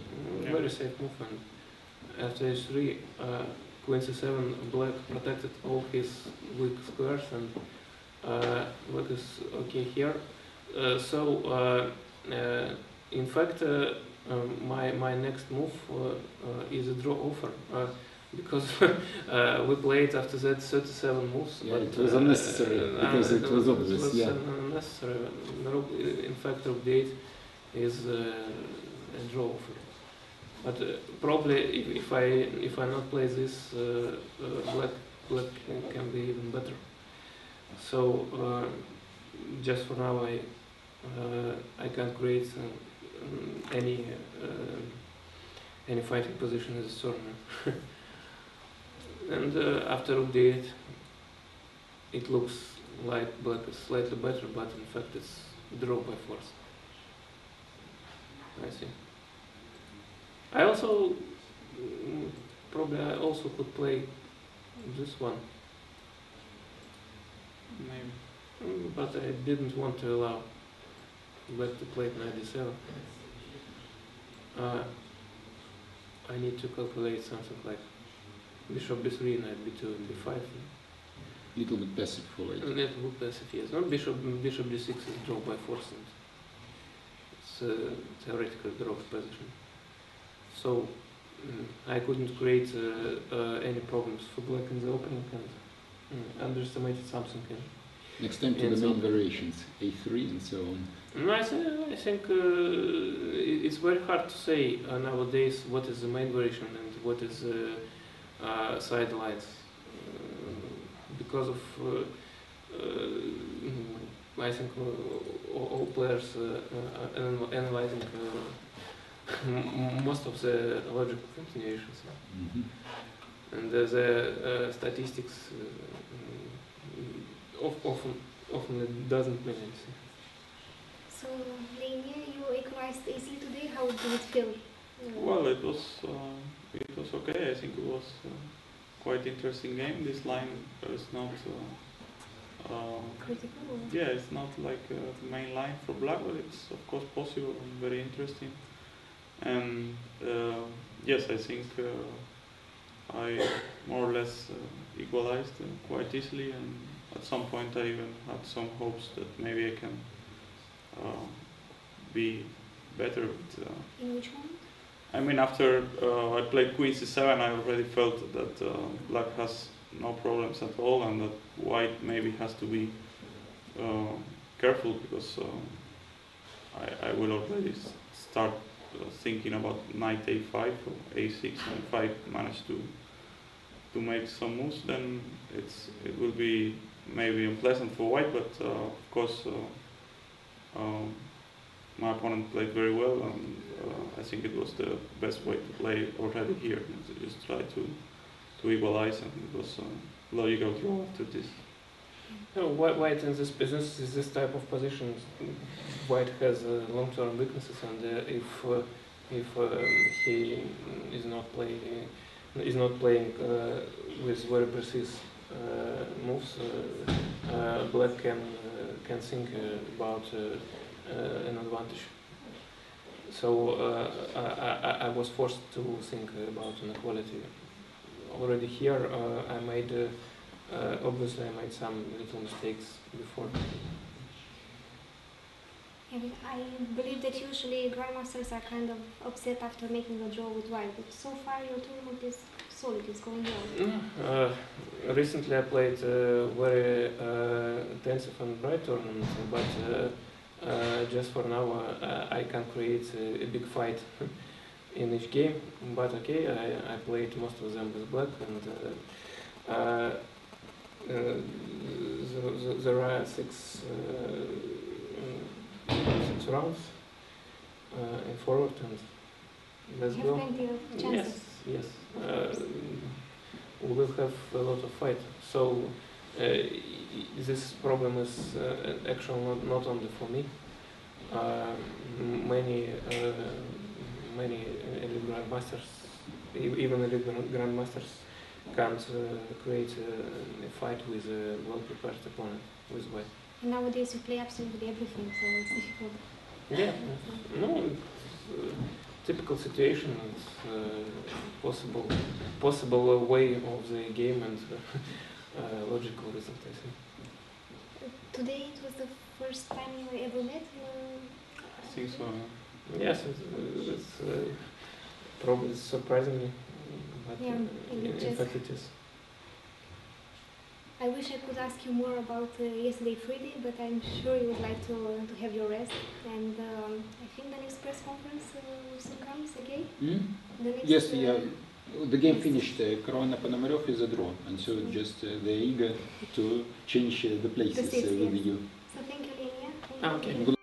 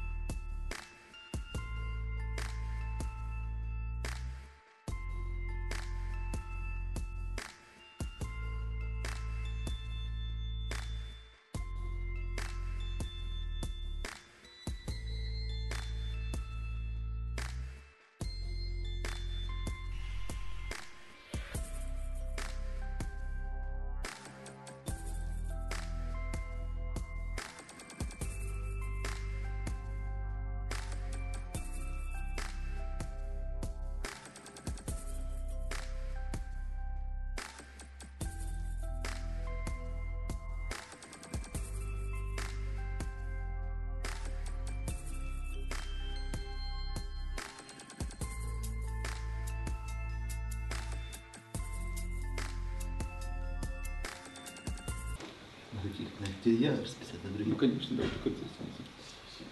Дорогие мальчики. Sergei, I'm sure you can do this a little bit later because the taxi is waiting. Плохо пишет. Здесь спор за марку. Ничего страшного. Welcome again for the press conference. A small break between Sergei and Ruslan for signing some stamps. But we are happy to welcome you for today's press conference between Fabiano Caruana and Ruslan Ponomarev. The game ended in a draw. Fabiano, how was the Berlin Wall today? Could you have pressed more? No, I didn't see any clear improvements for me. Okay, it's not a very common line, but I remembered I looked at something here, but I couldn't remember And exactly. what was the end of the official theory in this variation? I don't really know, but I mean, this position I Well, checked I for played sure. instead of bishop d7. Bishop d7 is against Leka in Astrakhan. In another. Yes, because bishop d7. I played looks- knight e7. But no, I think bishop d7 also. No, bishop d7 was played, of course. It's It just so common line Mhm. recently. yeah. So I got some maybe slight pressure here, but I didn't see how to really proceed. I thought maybe I could play some subtle move, but I didn't see what it was. Okay, I kind of played pretty direct. Bishop d7 or b1, because here the threat is bishop d6. All kinds of c5 stuff doesn't Yeah, work. I'm started to look substitute c5, but it's simply knight d5. Yeah, knight d5 is winning. And Okay, here- but even bishop d6, bishop e6, I did. Bishop d6, bishop b6, I can still take it. Yeah, knight e6. Um, Knight f3, okay, king f1, okay, bishop d6 and knight g7. Double king check. f8 rook. Okay, rook d1. Yeah, But okay, yeah, just knight d5. is yeah knight winning. d5 is winning. Yeah, king of 8 is forced, bishop g3. Now I'm turning rook Yeah, I d7. thought about bishop f6 before, but then Yeah, rook but then rook d1 I d1 did. is stronger. And It's- My pieces variable coordinate. this is bad for black. No, g5 looks correct. At first I thought I had some advantage here because I thought I'll play knight f5, and after you take I can play king f3, king f4. I was thinking you'll play h5, f3. Okay, take. h5. What do you mean like on h5?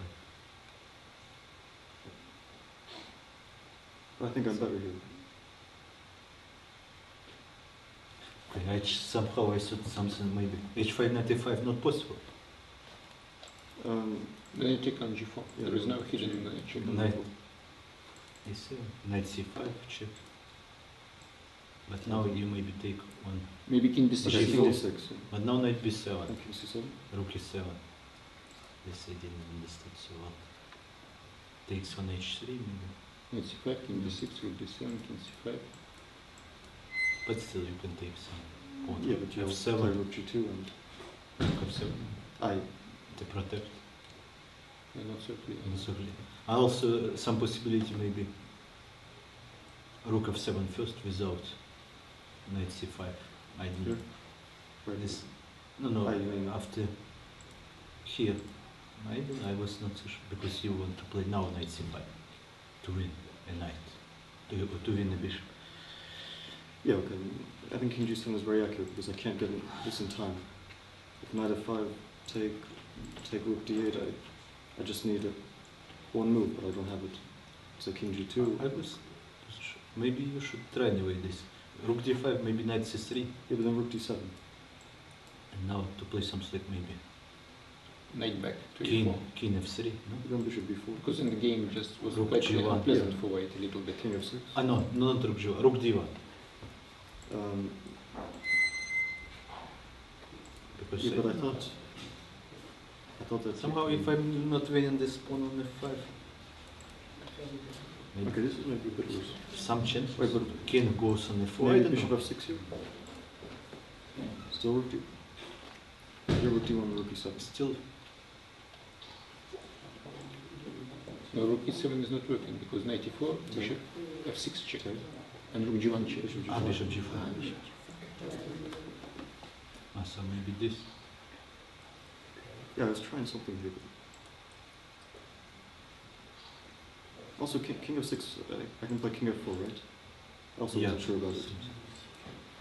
So, I guess I can take. Ah. Okay, you get some time. Actually, aren't I kind of made it here? F6, So I wanted to ask you. it's made in. Yeah, maybe somehow. Otherwise, it's I don't know, I was also trying something like f3, rook d8, and king f2. Again, trying bishop g4 not possible. Yeah, but then knight c6. Maybe I have something. Also, it's not so easy. But I thought king g6, and I didn't see what's next. Maybe f4. No, but f4, bishop g4. Knight e2, knight f4. Oh no. Yeah, but it's. No, but then. Yeah. I don't know, I mean, I can get this. Let's say. How do I go back?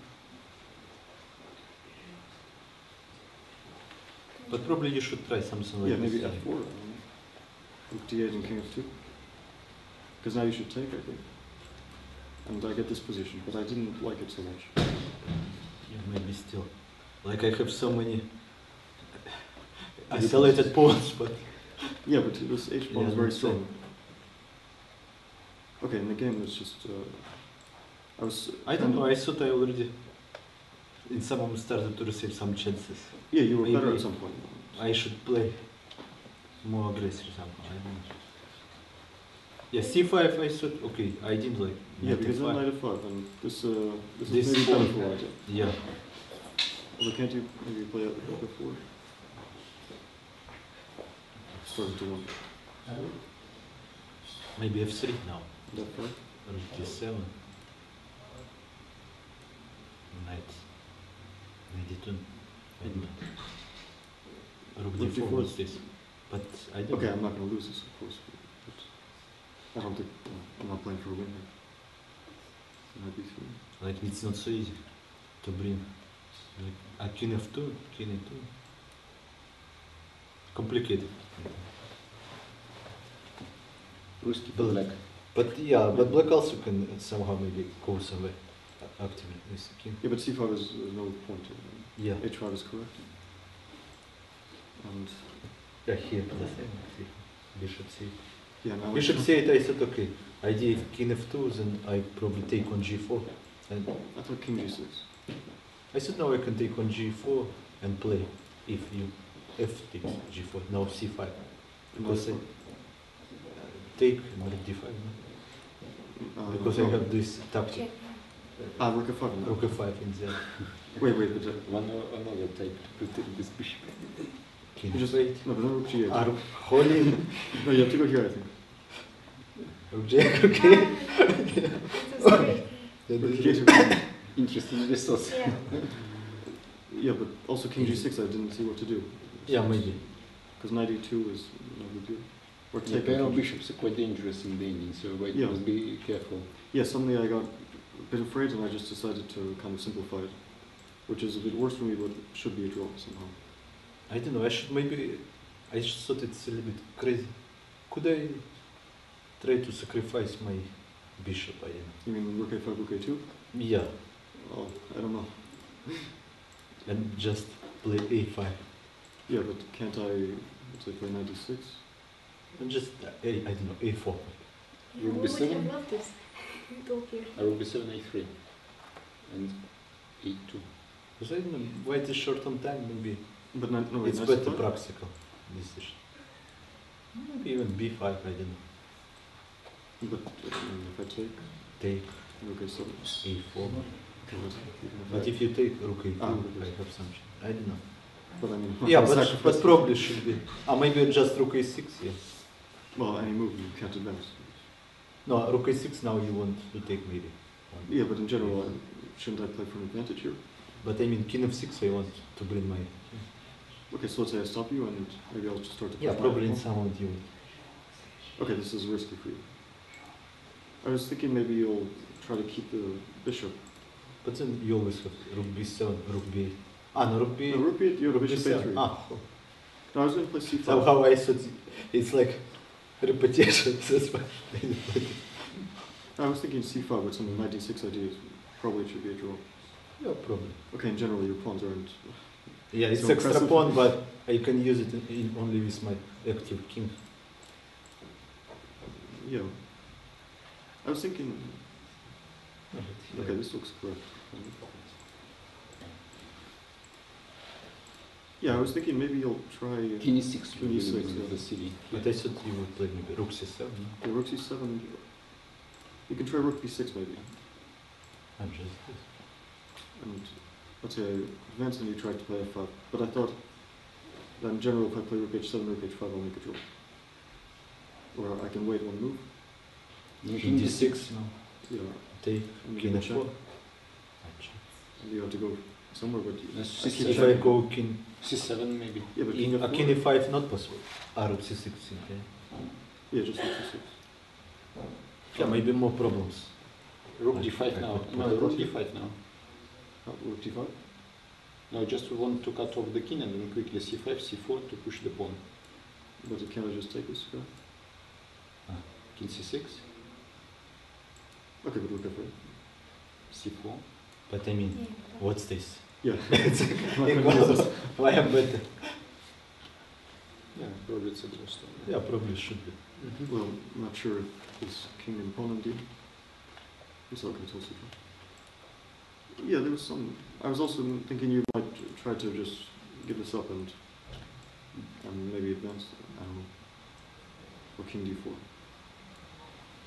But then you go with king e1, king I thought e1, even so- f4 maybe, no? f4, let's say king.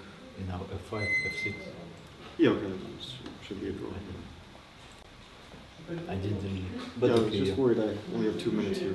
I might have But some okay, problems. it's you have just 5 moves. Yeah, they're if pretty simple moves. if I could create more problems, but I didn't really see any.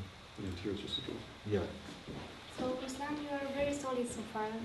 Today's draw, does it feel right? Or? Okay, if you call it so, someone will call it boring. Yeah. Well, draw is a logical result in chess, so Because I mean, every day draw, draw, draw. It's not like people want to see probably. But yeah. okay. But there are many rounds left. You can maybe then sacrifice a But piece like but I today. mean, okay, yeah, it's not like I missed some chances. I just maybe didn't play so well. Didn't prepare so well. Okay, with black, it was good. Okay, black, black. What you can do? It's just okay. Of course, today like it looks like a black's day, yeah, because Rishuk won with black, Bakro winning with black. You see me already. I haven't Yes, seen yes, the data. three extra points. It's, Yeah. I think next minute it will be over. Linear pressed with black, I did. Yeah, Okay, after the free day, something strange happened. But white players just committed high kill to themselves today. Who? Giri? Yes, Giri was standing better and then just started. Also Vasily. But maybe in the beginning, right? From the first move they are slightly better, but after some inaccuracies. But okay. Yeah, it probably looks like today was more or less normal. Okay. Fabiano, how is Vladimir saying about was preparation today? Yeah, like I said, I mean, I just didn't remember what to do here. This is kind of a rare line, and I just couldn't remember. I thought e6 is the move, but maybe there's something else. There's many moves here, of course. There's 94, there's g4, there's so many possibilities, and it's hard to decide. I'm sure he will tell you what was the line back in the hotel. Well, next time we will play soon already in Bucharest. Yes, you meet again. Again, This is double round. Double round. Yeah, in the King's tournament. So this year with Fabiano we played so many games already. Yeah. And also there is in 4 out of 6 Grand Prix you like we choose the same Grand Prix somehow. Traveling partners. Like in Bundesliga, traveling partners. Well, I never played in Bundesliga, but okay, yeah. Well, it's elite chess, of course, you meet each other quite often. And you are playing everything, so I'm sure every time it's going to be something interesting. So far we made many draws. Well, we will see in Bucharest what happens. Okay, but this Bucharest is Bucharest. This tournament is also yeah, we'll focus on this one. very important, especially for Fabian. He still have good chances to qualify. Yeah, let's put more pressure on Fabiano. How do you feel so far? No, I am not pressing him. I already played against him, so it's yeah, I'm it's just also really still wish him plus to one. show the best. But nothing special. So far I haven't done anything really great or terrible in any of my games. Yeah. And many more rounds to go. So Yeah. good luck. I can Thank do you better. very much.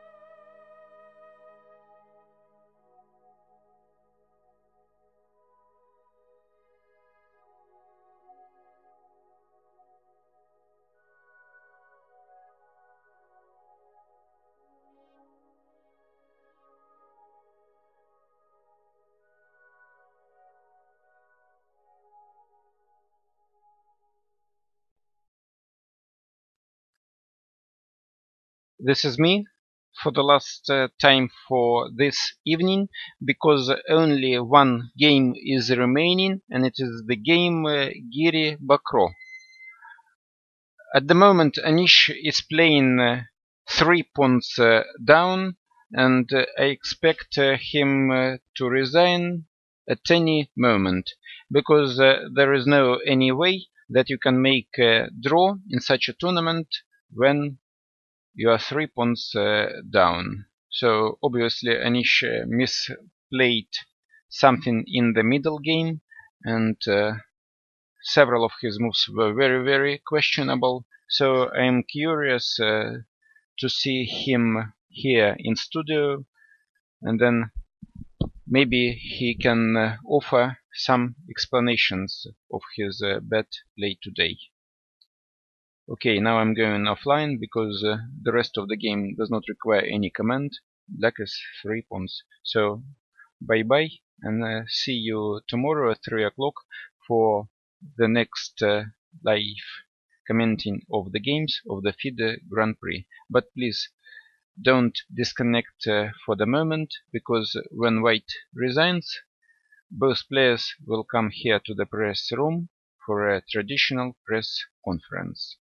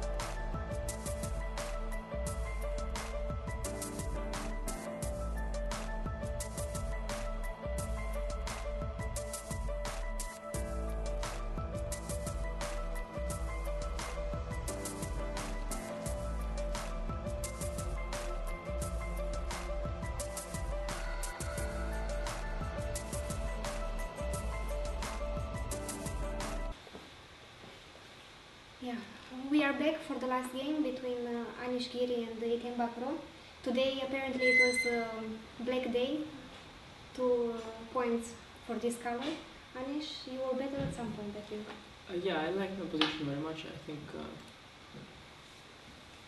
the end game is very pleasant, and I thought, especially when I managed to get 91. His Marots like. Yeah, but very nice Marots. Also, for example, I don't have to play e4 yet, so I have nice diagonal. I like very much my position. I think when I commented, I was given big advantage for white here. I like very much e3, g4, everything. And why did you play e3? So I didn't entirely understand what the other idea. move? Huh? Just a move. What is the other move? What do you want? Bishop e1 or g4? No, just I didn't understand the idea. Maybe it no, is okay, a I mean, move. generally, my plan was to play, let's say, g4, yeah?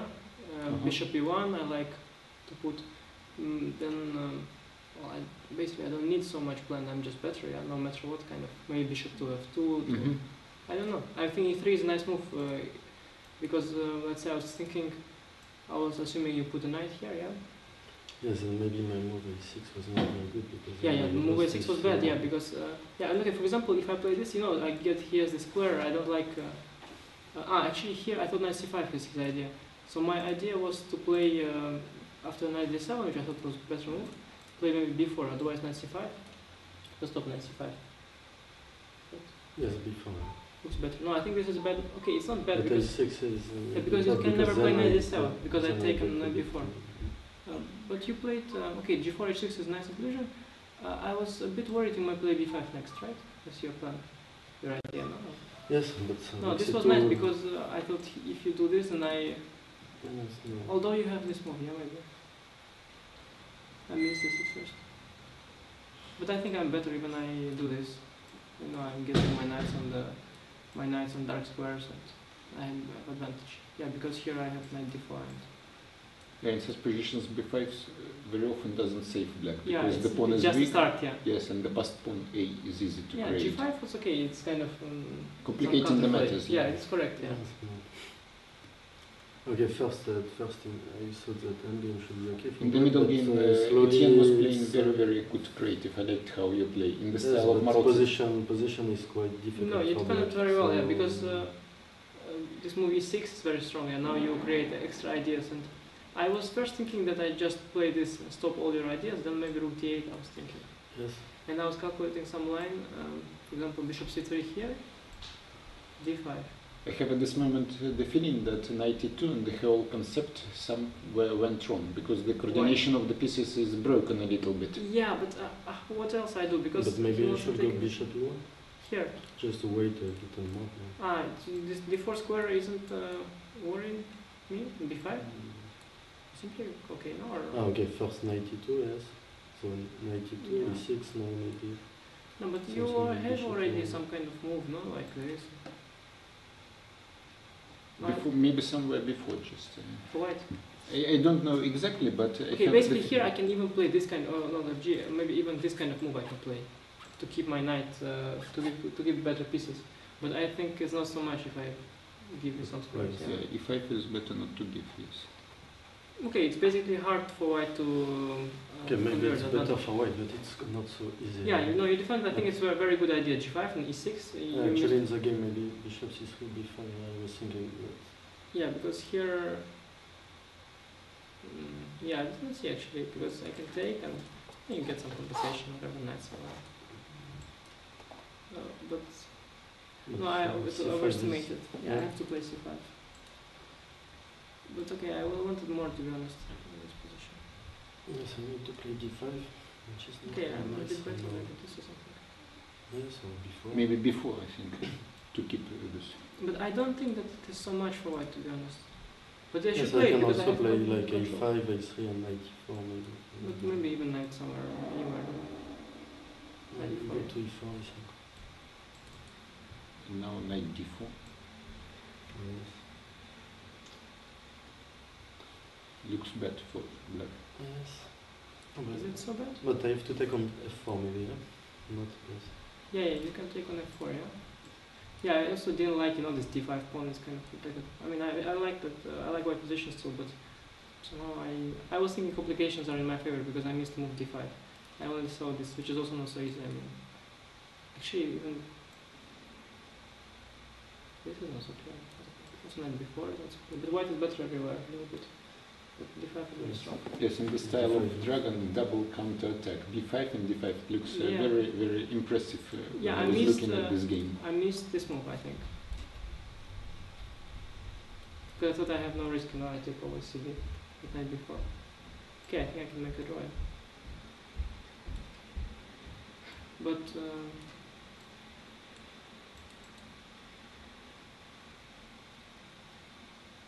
yeah, black has a comfortable position. I cannot even equalize. It's maybe. difficult. They are not Maybe you playing should take on defense. d5, king f2, and then knight d3, and then somehow... Sorry, how? Take on? No, at the end of the variation, take bishop d5, knight d5, king f2, and then to hold this. Yeah, sure. It is, yeah, I saw this one. Yeah, this was my first instinct, but then I thought you missed the switch, FG and rook f1, and I was very happy. No, this. You saw it? Because I was thinking... I was happy to see this. Yeah. Because, okay, you thought No, I didn't see this what idea. you miss on knight b2, yeah? Okay, I was thinking that you missed that here I can play bc. Ah, no, I missed d5 Yes. immediately. No, but this looked... At first I was very happy Yes, because at if you first, retreat the knight, but yeah, I then... thought it was your idea with knight b2. Yeah, but then But, bc, but then I see very that painful. I'm lucky to Yeah, maybe this yeah. was a better chance because I get a similar position and some more... And what move? 91, yeah? 91.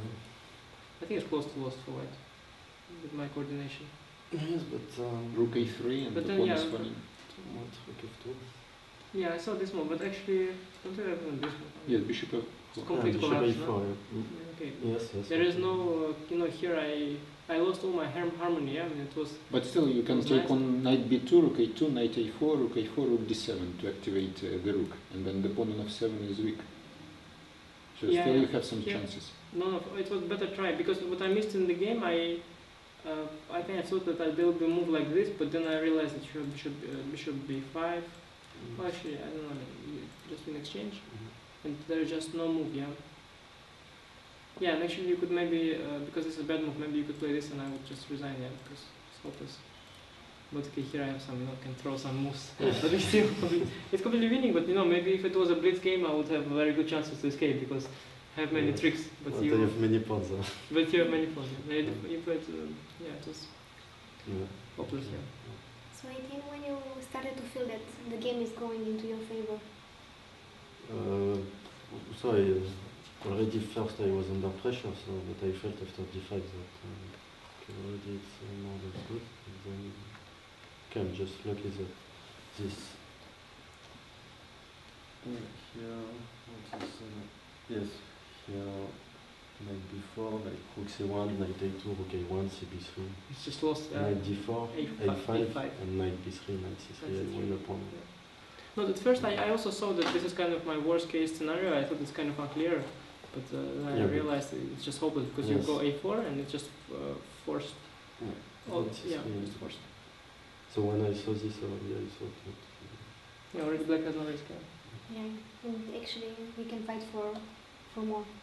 yeah, okay, I'm just better. Yeah, What so to do? But okay, it's complicated, and this time it turned a good side for me. So your move yesterday for not joining us to the tour was the correct decision. Yeah, you had you gained energy for today. So Yes. Okay, still it was tough.